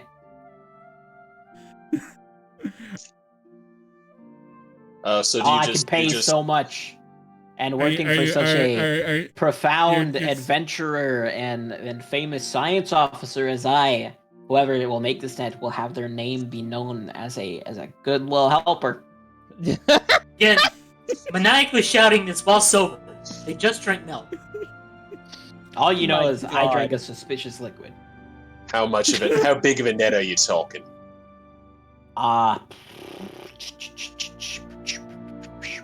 60 by 60 feet. 60 by 60 feet. Let Metal me think. net. And I Metal? think the little squares, All right. a So few the problem inches. is that if we just go with straight normal steel, it's going to get corroded. I'm assuming you want to use this in a saltwater environment. Yes. All right. So if that's the case, I need to ask you, if we want to get this thing commissioned, are you going to be wanting to have it done? What time of a timeline are we talking about? Soon. I'm assuming you soon trademark. All right. I'm assuming that if we're doing this, would you be if you're going to be getting this commissioned, would you be supplying the money as well as the required funds to get the source the materials for the job? Yes, and I need this, how do I say this? It's very experimental in my own things. But I need it to be of a certain metallurgy of my study when I was in the military doing experiments. Of it can, let's say, lightning can move upon it. It's metal. That's how metal works. Yeah, but some metals do it better. Some metals do it better, but the problem is many of the ones that do it better have a tendency to be piddly expensive and break with these. Money is no issue. Let's go talk to my wife. I mean, soon-to-be wife. I mean, lover? Wait, I'm trying to tug him towards the ship. Oh, wait. Okay. I throw down 2 gold pieces on the counter to cover our fare. All right. So, all right. Well, I guess good for you. It's good to get settled down and married. So As we're walking, it's just like, yes, it's great, and I'm gonna save my kids from the Hold on, void. let me get your wife's token. I hope you understand when you try to carry him, this guy weighs about 200 and 300 pounds. He is about as wide as he is tall. Kevin's gonna stop in his tracks, get close to your face, and be like, "You know anyone who was erased from existence?" Whoops! Don't look at that. I'm going to tell you, he's gonna put a hand to your nose and sort of push you back. If we're going to have a working relationship, you're going to have to respect personal space. Okay. Let's wait till you meet my brother. That ain't gonna happen. Those tentacles are getting all over the place. I don't know what milk does to me. Makes me a little crazy. If that's how you get, I don't want to see what happens when you try alcohol. We go up to the ship. I see Ingrid. I say, "Mom, Ingrid." I found a person to help us with the thing that I was talking to you about. Let me do the talking. If they hear that you just picked me up in a bar, they're gonna think that I'm a hack. Look at him. He's tall for what are you? Oh, I'm a hill dwarf. Well, the hill Are they dwarfs tall? does that distinction exist in this setting? Right. So it's the distinction between hill dwarf and a mountain dwarf in my setting is a cultural one. And there may be some phenotypical traits that are more common in one or the other. All right. But really, it's a cultural one. Mountain dwarves live in the mountain homes. They live in the big fancy mountain fortresses, and they are they have certain like taboos about coming out on the surface and being not mountain dwarves. Hill dwarves live in hills. They live in not the mountains, and they tend to have more connection with more contact with humans and things. If there's a dwarf adventurer or a dwarf or like if your family knows a dwarf, they're probably a hill dwarf. So I'd assume they'd also be more likely to do stuff like trade, just being involved with commerce in general, that sort of thing, less isolationist. Yeah. But yeah, so they're less isolationist simply because they are not isolated, because they're like out in the same territory that the humans are interested in, or the orcs would be. So yeah, so fair enough. Hill dwarf or mountain dwarf, they're not really terms that would exist, except maybe I could the mountain dwarfs. If the mountain dwarfs called you a hill dwarf, it would probably be an insult. Okay. So it'd be like calling you a hillbilly or something, right? Yeah. So that one, someone out from the boonies, right? Yeah, right. All right. So in that case, in that case, he'd just say he's a dwarf. A dwarf. I drank milk and now I can smell destiny upon him. Calf stares into the water. Anyway. He said you needed a net made. I'm pretty good at working with metal. I made my own armor. He's gonna like bang on it with a fist. Doctor, are you really sure a net is the best way to capture our quarry?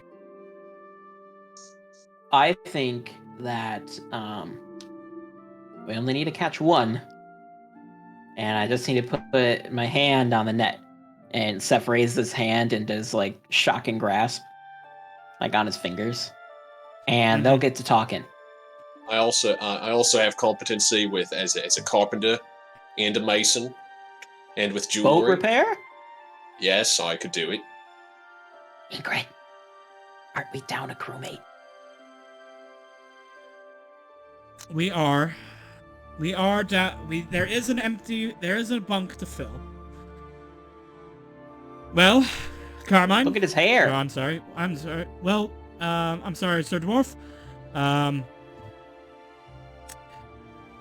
Whatever business with this net, I'm leaving that up to the doctor. That's his job. That is his project. He may work on it as he desires.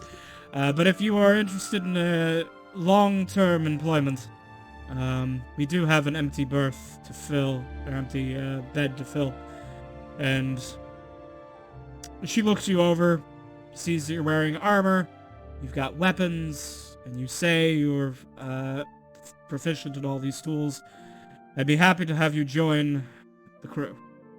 Okay. I would be happy to join as well, but I'd like to discuss things like terms of employment. What exactly is going to be happening during this expedition. We have healthcare. Yeah, I'm certain you do. I'd hope as much, but I'd like to... Archaeologists of sorts, and our dig sites vary from very ancient to just now. So like raiding. So you'd say like raiding tombs, monsters out at sea. Okay, but you would say that this is suitably heroic and adventurous. All right, we're pirates. All right, that's great. I'm trying to make a name for myself. The renown. Well, I am. I have a name. Would you like to hear it?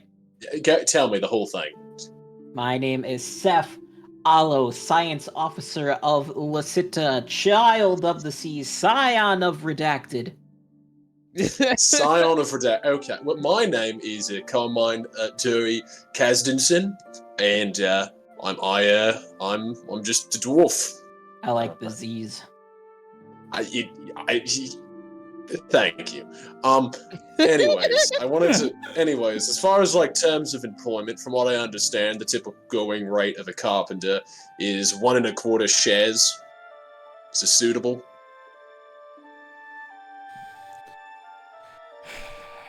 $1.25 shares. Yes. The crew member we're replacing was only 1 share. But could they do on-boat repairs? No. No, they mostly turned into a mouse and made new mouse holes. You can fix those, by the way, right? Yeah, it's simple. It's simple. Yeah. All right. Then, she looks to the rest of you. If there are no objections, the new ship's carpenter could be useful. Sharing a Rhea quarter looks seems fine to me. Rhea looks up from writing something new in her spellbook, and she's just like, "Oh, no objection from me."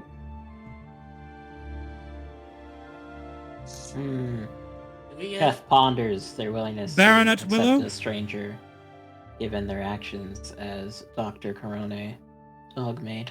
No objection here. So, do we ever get a chance to negotiate quality of life a raise? Is that No. no? Shh. Shh. We stay at 1 share. Okay. Shh. Okay. Shh.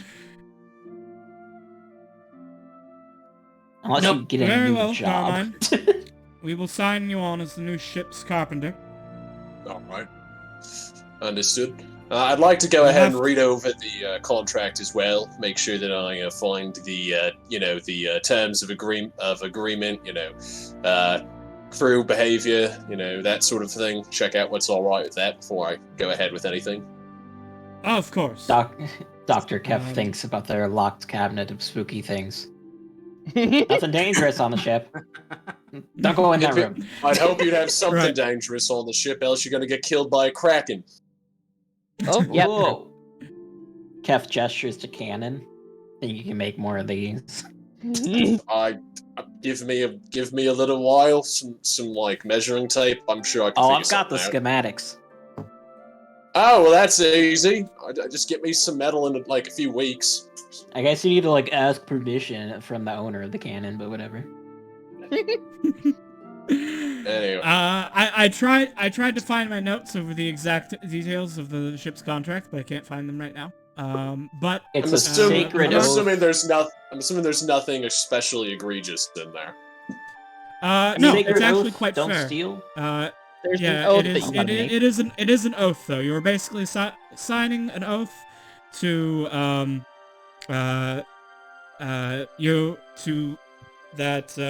you get your specified share of all the treasure. That you will not steal from other members of the crew. That the crew, that your share comes after expenses of the ship and all that is broken down, how that works. That your healthcare is paid for. Funeral expenses, if necessary, are also paid for from the ship before shares are divvied out. Do not cover erasure from existence. Erasure from existence is not addressed in the contract.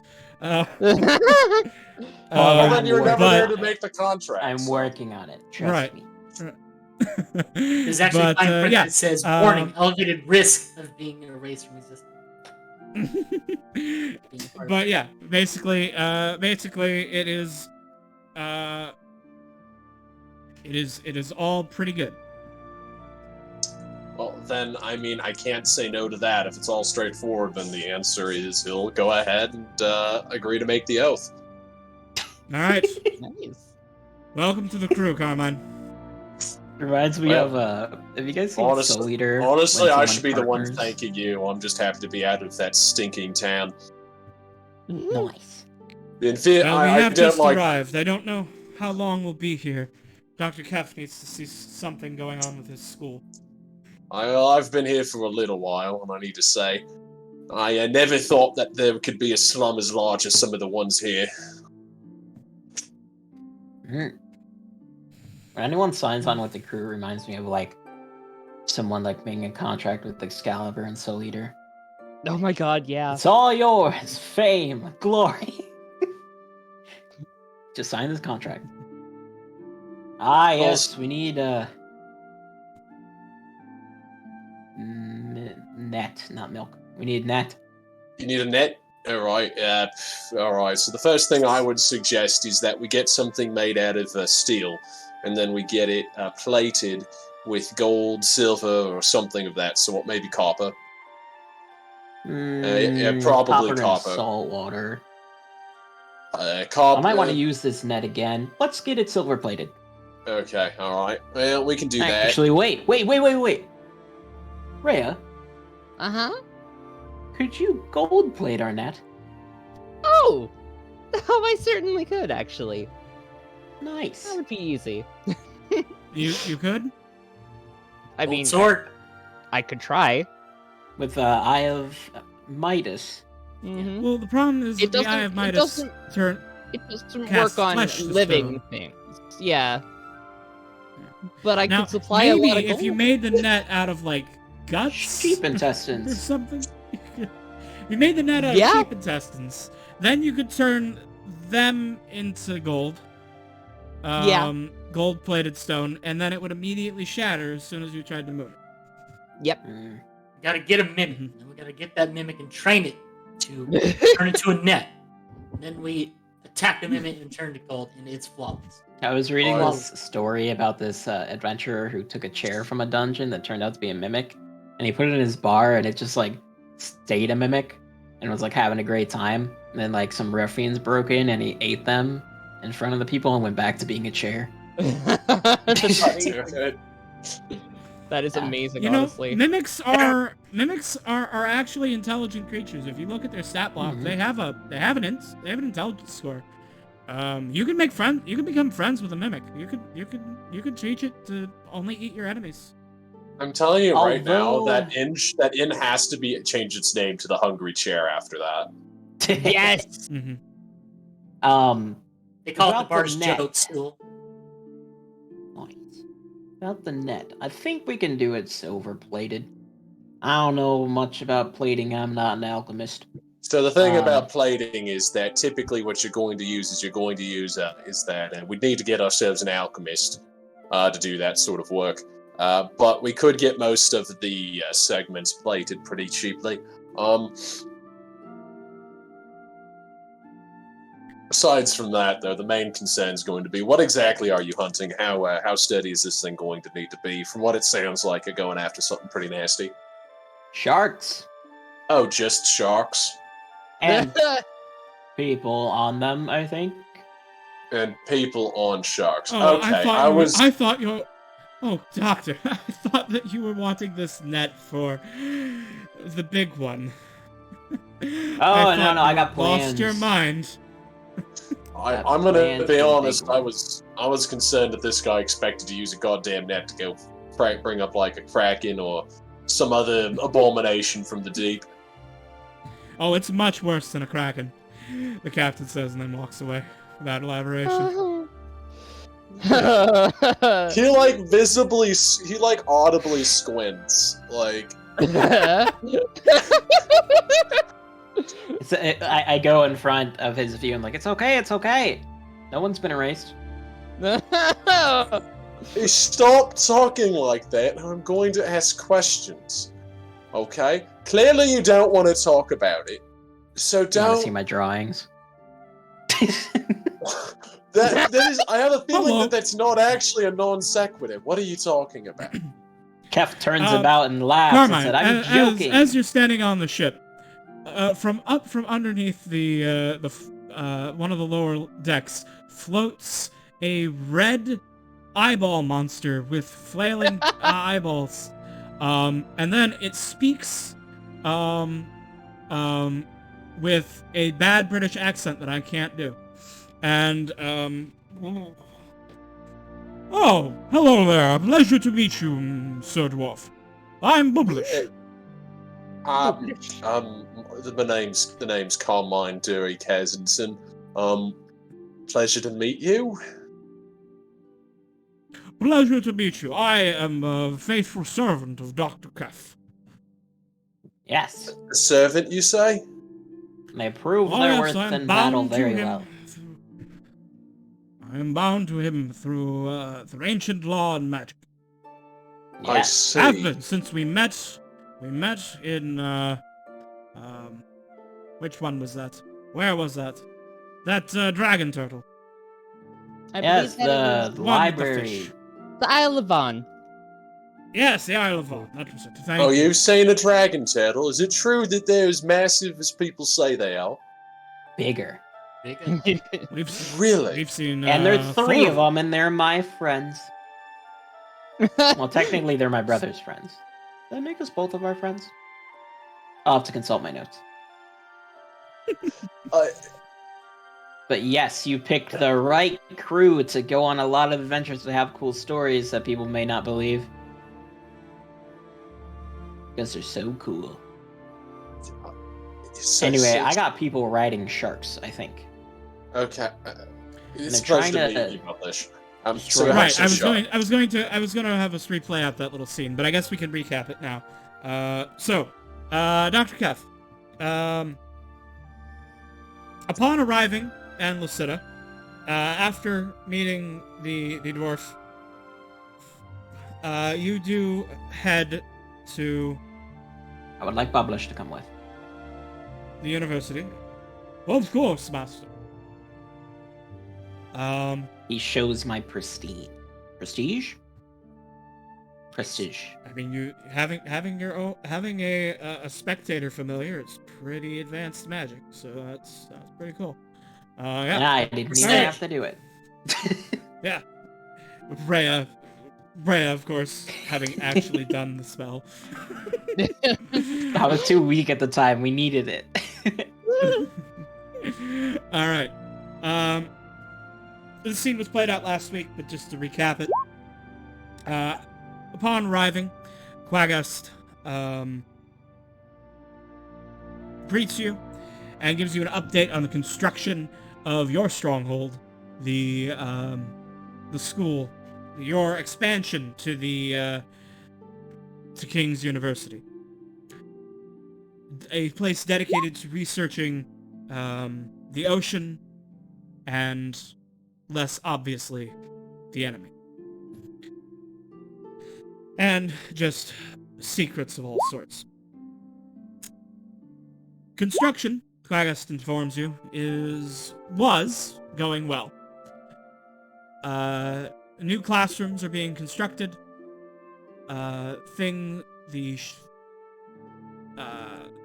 New dorms are being built. And overall, things were going well. Until recently, there has been The thing is, your wing of the school is at a seafront location, and some of the classrooms that are being constructed are partially submerged in outdoor theaters along the coast. This is to accommodate guest lecturers from the deep sea, such as merfolk or Triton scholars from Atlantis. Furthermore, there is a dorm for students being constructed that is underwater in order to accommodate Triton and merfolk students, so that they may have a more comfortable living experience. However, there has been an increased amount of shark attacks on the workers. And construction has stopped on these Triton dorms and submerged classrooms due to these shark attacks.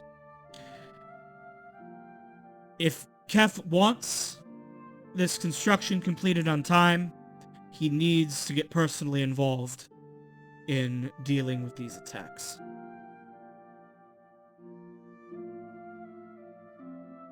I'm gonna get very personally involved.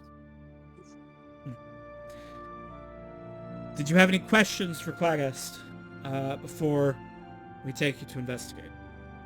Do we know what kind of sharks?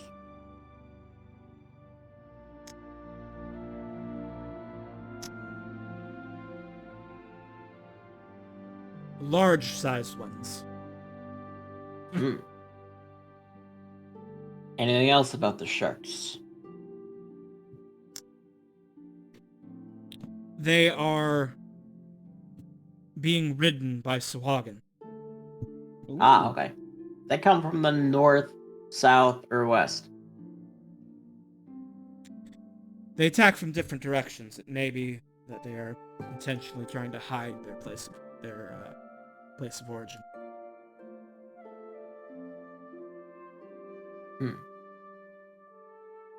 Further question. Do you know any, like, racist people against aquatic beings?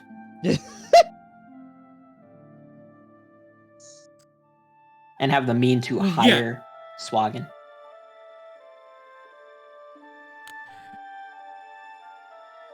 No one specifically comes to mind, but I can do some research and see if there's anyone who might have a grudge against your people. But it seems odd that someone like that would also have the means to contact Swagan mercenaries. How do you feel about merfolk, Quagast?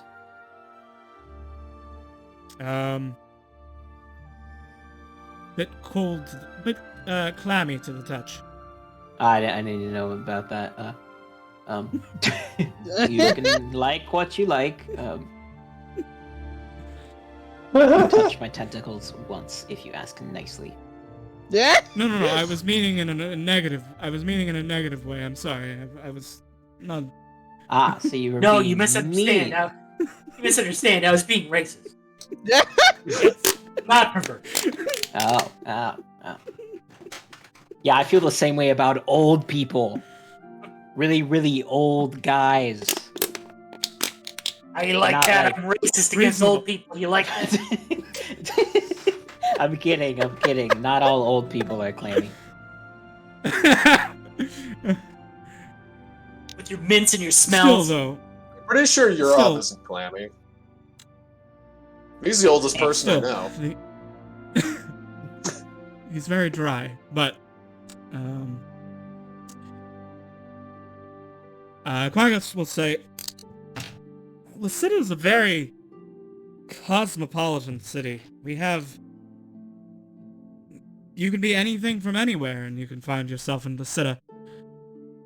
I don't think that you will find many people who are going to object to the construction of the school because it caters to merfolk and tritons alongside land dwellers.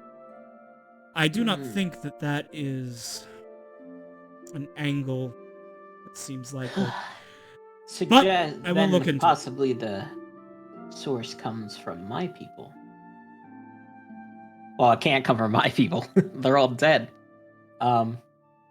Anyway. I'm very sorry. It's okay. It's not, but it's okay. All right. Well, I'm gonna. Can I? Perhaps we can have some constructs stand in as workers, so that we can. Catch one of these. That would be very Shark surfers? expensive. Oh, they can just be like constructed out of anything. Like wood. You're suggesting we try and lure the sharks into attacking with scarecrows? Yeah, I like put some meat on them. Regular sharks aren't super smart. They are possessing however of you intelligence. intend to look into, sometimes. however you intend to go about it,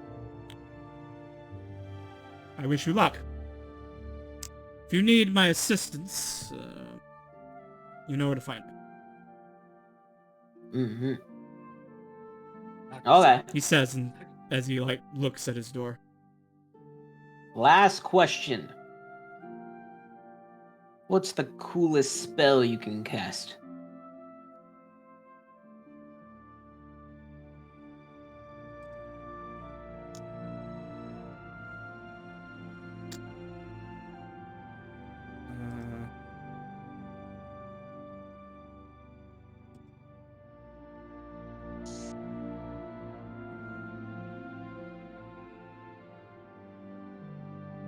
Also, if there's supposed to be music, the stream closed. Oh, what? It did? Oh. Yes. Yeah. Don't know. Why did it close? I've just been playing the Oblivion Harvest Dawn theme for 2 hours.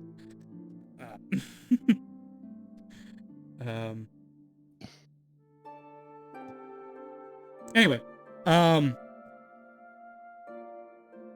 you ask him what the coolest spell he can cast is, probably some he's probably got access to like 8th level spells, so Oh, there's some bullshit up damn. there. He's probably like a 17th or like some crazy high level wizard. 15 level, you'd say? Yeah, he's probably like a 15th level wizard. So Yeah, you don't want to say 17 I because don't then know. he gets wish. Actually, I've said that if I do have like the standard Archmage monster sheet, monster book, monster manual Archmage is a 17th level spellcaster. They just don't have Wish on there, and I've basically said that Wish only exists for player characters or magic items. Gotcha. That's basically how I've handled Wish in the setting, is that yes, NPC spellcasters can have 9th level spells, but they just can't have Wish. Unless it's So when can I wish to be 2 inches taller? You need a ring of 3 wishes, or the wish sword, or you need to go and do a favor for the White Rabbit in the Feywild. Can't I just speak the atomic word change and like make him taller? I might die. You might die, but you could. No, you only want to make it 2 inches, because if you made it any taller, people would notice the height change and they'd know that you wished for it and they'd make fun of you. Yeah. True.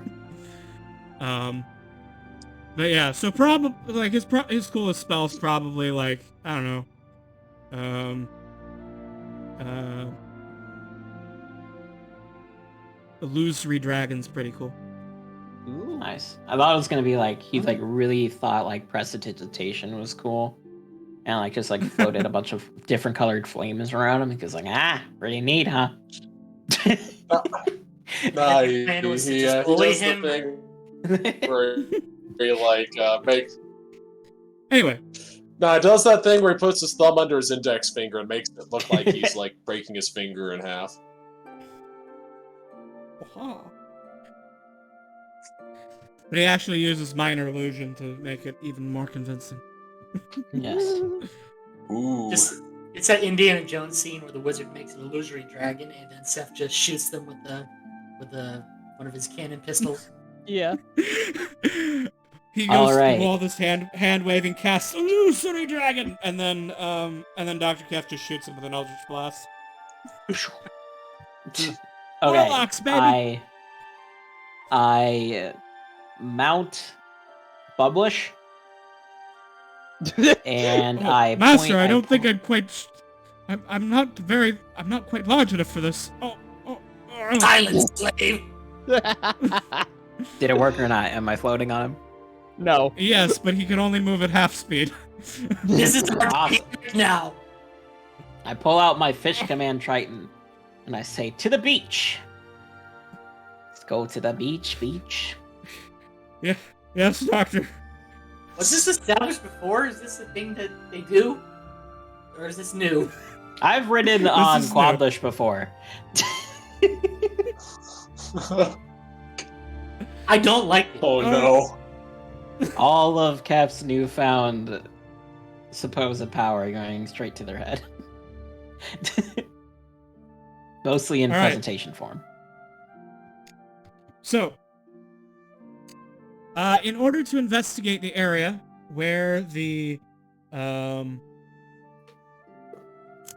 attacks have been taking place, you will need to either go into the water, float on Bublish, or bring a boat.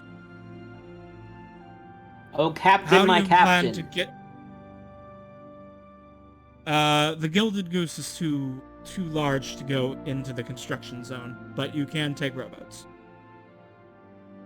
Oh, Captain, my captain. And lovely crew, do I have a mission for you? Shark what is it? surfing. Shark What? surfing? Yes. Excuse me. You have Okay, to say so more than just that. I'm building a school for I get it oceanic because you're a research fish. Yeah.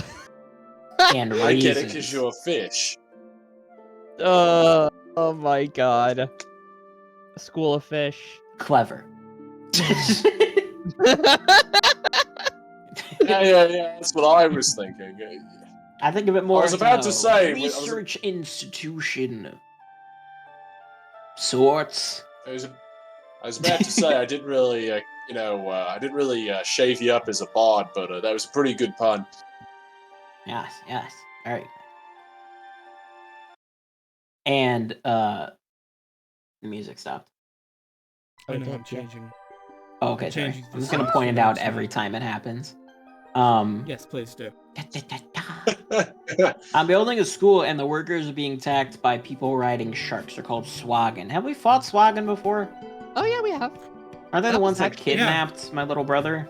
Yes, that's right. That was Yeah. the first time that I fought alongside Rosie and Alistair. Ah, so the Swaggin have a grudge against me. And us. Pretty much. So it's not anybody being racist, it's just a legitimate, like, racial grudge against me. Potentially. You did steal their. If you their yourself treasure map. were a racist. I did, didn't I? Well, technically, my little brother did. What's also happening? No, I did. I definitely stole the treasure map. Why are because there Little Brother lily didn't come pads out. in the water? Those are freshwater plants. It's magic. Checks out. Okay. Can I speak to the ocean creatures? I can do that. I have right? I have an 8 nature. Can I talk All to right. fish? Yes, you are Triton. You have well, I don't believe you So can I'm assuming talk we're to like fish. in like You a have rowboat or emissary of the something. We're sea. not just You can out communicate here, simple ideas with beasts that have a swim Oh. speed. They can understand the meaning of your Oh, what? words, though you have no special ability to understand them in return. So you cannot speak with them, but you can tell them to do things for you. Mm. Well, The why did music the music stopped again. stop? Why is it loading? Mm. Damn it, YouTube dude, you have one job. Play Zoro's Domain for 10 hours. That's your one job right now. So there right. are shark riding Swaggin trying to stop my school. Right. School. I'm talking to like the crew, like what's Mhm. going on. Yeah, there's All no right, And fun. the so, school like is good for us because one brings in money, All helps me, which helps you. Because I help you sometimes. I thought you were going to say that school's good for education, but money's also always a nice thing. It's also very good for education because there's a lot of myths about like mer people and aquatic beings, which are just false. My Yeah, tentacles do not smell, nor have they ever smelled, and I do not smell fishy. The one you seem really. It's okay. Everyone smells a little bit. You don't have to be nervous about Not it. me. Okay. The other. Anyways, the one thing I wanted to point out is that, as far as what, are you thinking they're gonna fight us here? And if we do fight them, should we try to take one in for questioning?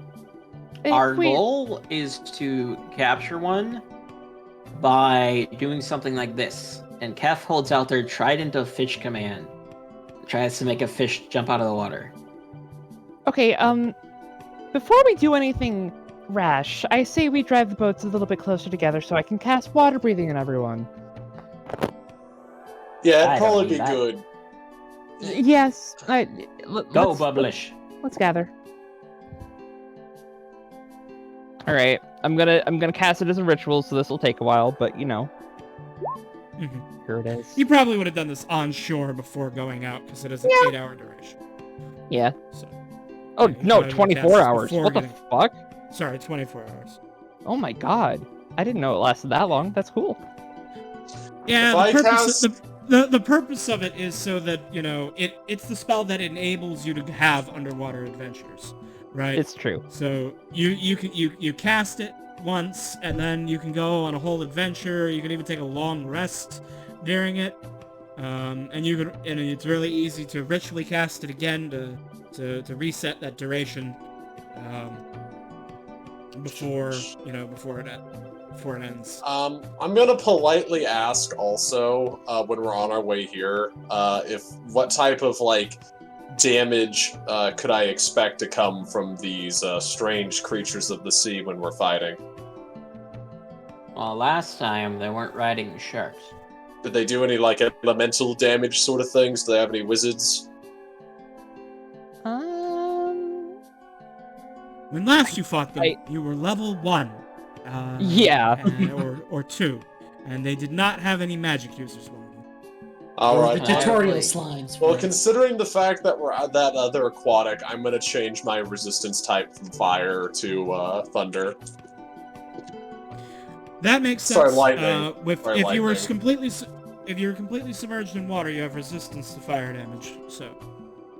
Yeah. So I'm just Don't gonna set need it to double to. Yeah. Yeah, I'm gonna change my armor to give me resistance to lightning then. In preparation to us coming out here, because I have to, do that preemptively. Yeah. Yes. All right. Any other preparations you want to make before you arrive? Willow will cast magic on her sword. What's the duration of I will magic? cast. Um, I already have that cast.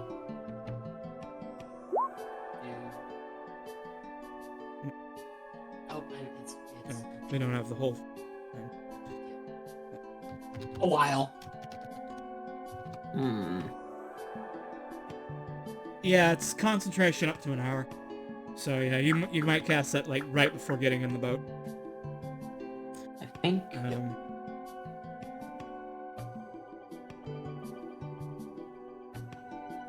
All right. I think I'm good. All right. So with water breathing cast, you all have the ability to breathe underwater now. And armor's switched out. You row out to over the construction site. Here, as you look through the crystal clear water into the shallows, it's about 10 feet deep here, 10 to 15 feet. And there's a sort of circular amphitheater that was under construction. It's been,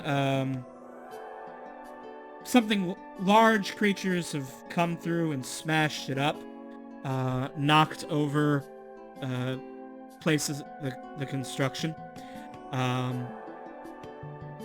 But you can tell that it would be a very nice place for an outdoor, lecture or play or some such, when it was complete.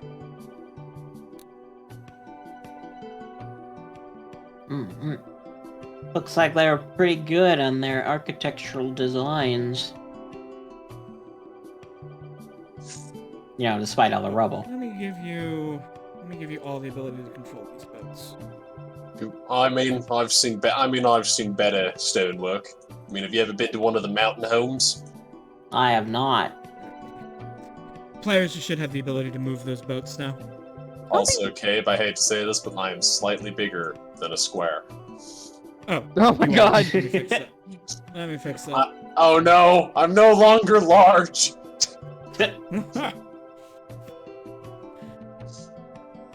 I'm gonna talk to the fish. Alright, how are you going to talk to the fish? I will plop into the water. It's also bigger. Okay, sploosh. Bubblish is relieved to finally have that weight off of his head. Yes.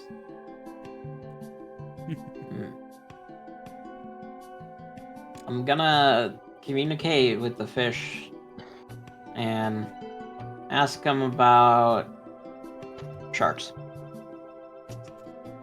Okay. I need to know what ability you're using to communicate with them, because Emissary of the Sea doesn't allow you to do that. But a shark is a simple idea at its core.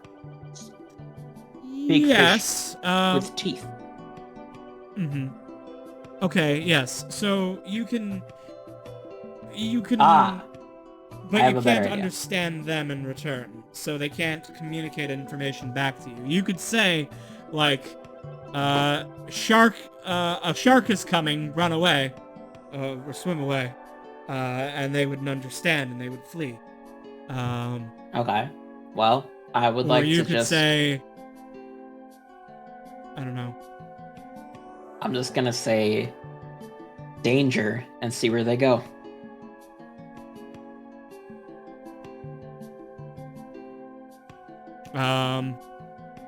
They vamoose. They swim away. They scatter and flee. Now there are no fish. Do they flee in all directions? The different groups, the schools kind of stay together, but they definitely they're not. Yeah, they're just going in any which way. Hey, I would like to use my proficiency with Mason's tools to try and deduce what type of what type of creature could have damaged this stonework, and also the size and scale of the creatures, what did it. All right. Would this be an intelligence? Yeah. That's a 30! All right. I see a face of God. With a 30, I'm just going to show you the exact creature that did this. Oh my god. That's pretty good. How the fuck did I get a 30 on that? Oh, because I have expertise with tools, and I have a foreign intelligence, so that was a plus 12, and I've rolled an 18. So, this damage was done by a giant shark. A shark of huge size modifier and a CR of 5. Well, there's nothing fishy about that. That's pretty serious. Alright. So, okay, well, I'm going to say to the party, it looks like those weren't just any sharks that would have done this, Kev. If anything, I'd have guessed this would have at least been a giant shark, not a normal shark. Like two of me? Like, think you, but like, I don't have, my arms aren't big enough, I don't have enough of a wingspan to articulate the size appropriately. I just understand it was very large. Okay, I'm Like gonna give you of a you. visual example. I'm gonna extend my tentacles slowly, and you tell me when to stop. He will tell you when to stop when you've got, like, 3 of your lengths. I can't go that far. Yeah, well, in that case, I'm sorry, it's bigger. Crikey, a giant shark! Like this one, just a beaut, sorry. Are these rock croppings above water or below? Below. They hadn't made it to. These would have. The construction isn't finished, but when they have, there will be. It will break the surface, and there'll be above ground seating for the non-fishy students. Gotcha. Hey, Kev, I got a question. So they said that they were attacking people doing work around here, right? Yeah. Well, Carmine's gonna go ahead and pull out his stoneworking tools. Wait, no. We don't have nets yet. We're here to measure for the nets. I thought, he's gonna try and swim for a second. Say, I thought we were here to catch one of them. Do we have a net? I have a lightning bolt. So do I, and it's not a net. How do you expect to carry it into the ship? We kill it, and then we revivify it, and then we bring it back to the ship. All right, next question. How are you only gonna summon one? We kill all of them. We take one back. Look, I've already got myself soaked. All right, just do that. All right, we'll bait him here. We'll kill him. We'll stitch one of them back together. All right. We'll ask him the questions. Question for KB. Yeah. Are we in cannon distance of the ship?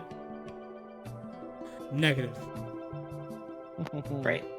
Anyways, doctor. Yes. Yes, Um, publish. I remember that show we saw, and they used the shark fin to indicate that sharks were coming. Yes, I remember that clearly. It was quite funny. I think that there are sharks coming. Ah. Conrad's gonna wrench Of himself course. back onto the boat, now thoroughly soaked. All right, guys, get prepared to fight. Oh boy. Okay. Swaggin' Baron. And from the north and the east, bands of sharks being ridden by Swagan appear. Most of them are large size, but one is particularly large, ridden by a particularly large Swagan. And next time, it'll be initiative. Fair. Oh, wait, I want to talk to them first.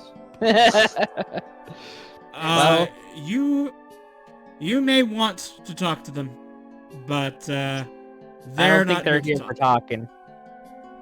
Well, They are they not here might for talking.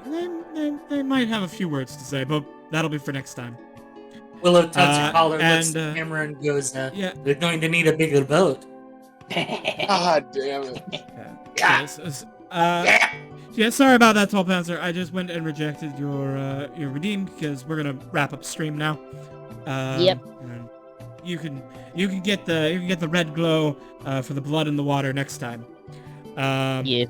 Yeah. So it's very sorry audience, that today's session was kind of wonky, but we had to make some last minute adjustments to my plans. But thank you for joining us, Marilyn. I look forward to having Carmine in the party. I think he would be a good addition to the crew.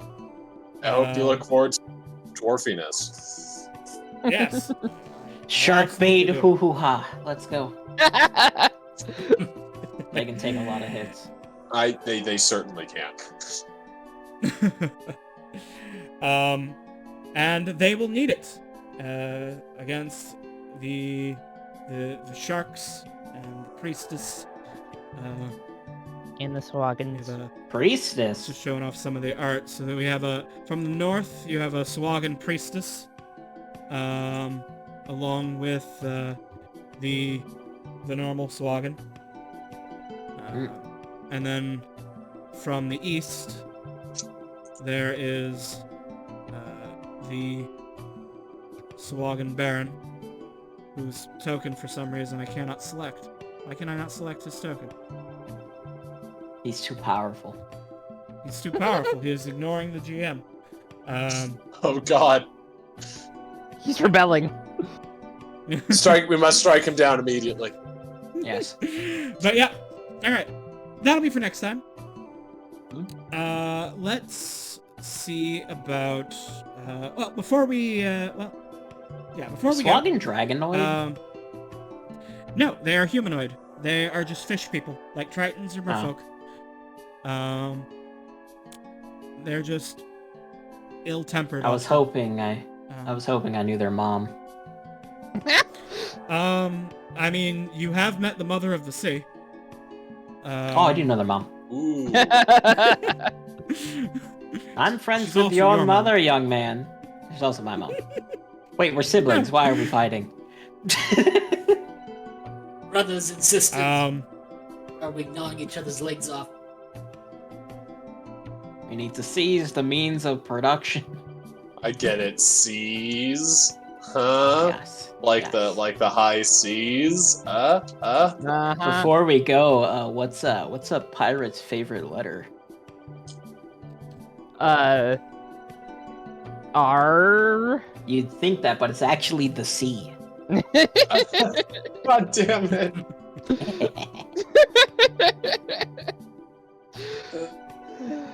God. You guys are wonderful.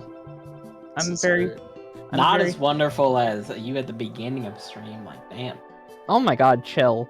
It's Chill. so wide. Oh. Chill! Ah! Oh my god, your screen is so wide. Oh. I mean, it was really wide, okay? I was surprised. Oh, It's wow. so wide. That's such a big screen you have there. Do I still have boy. that copied in my clipboard? Oh, I God do. damn For it. everyone in chat, here you go.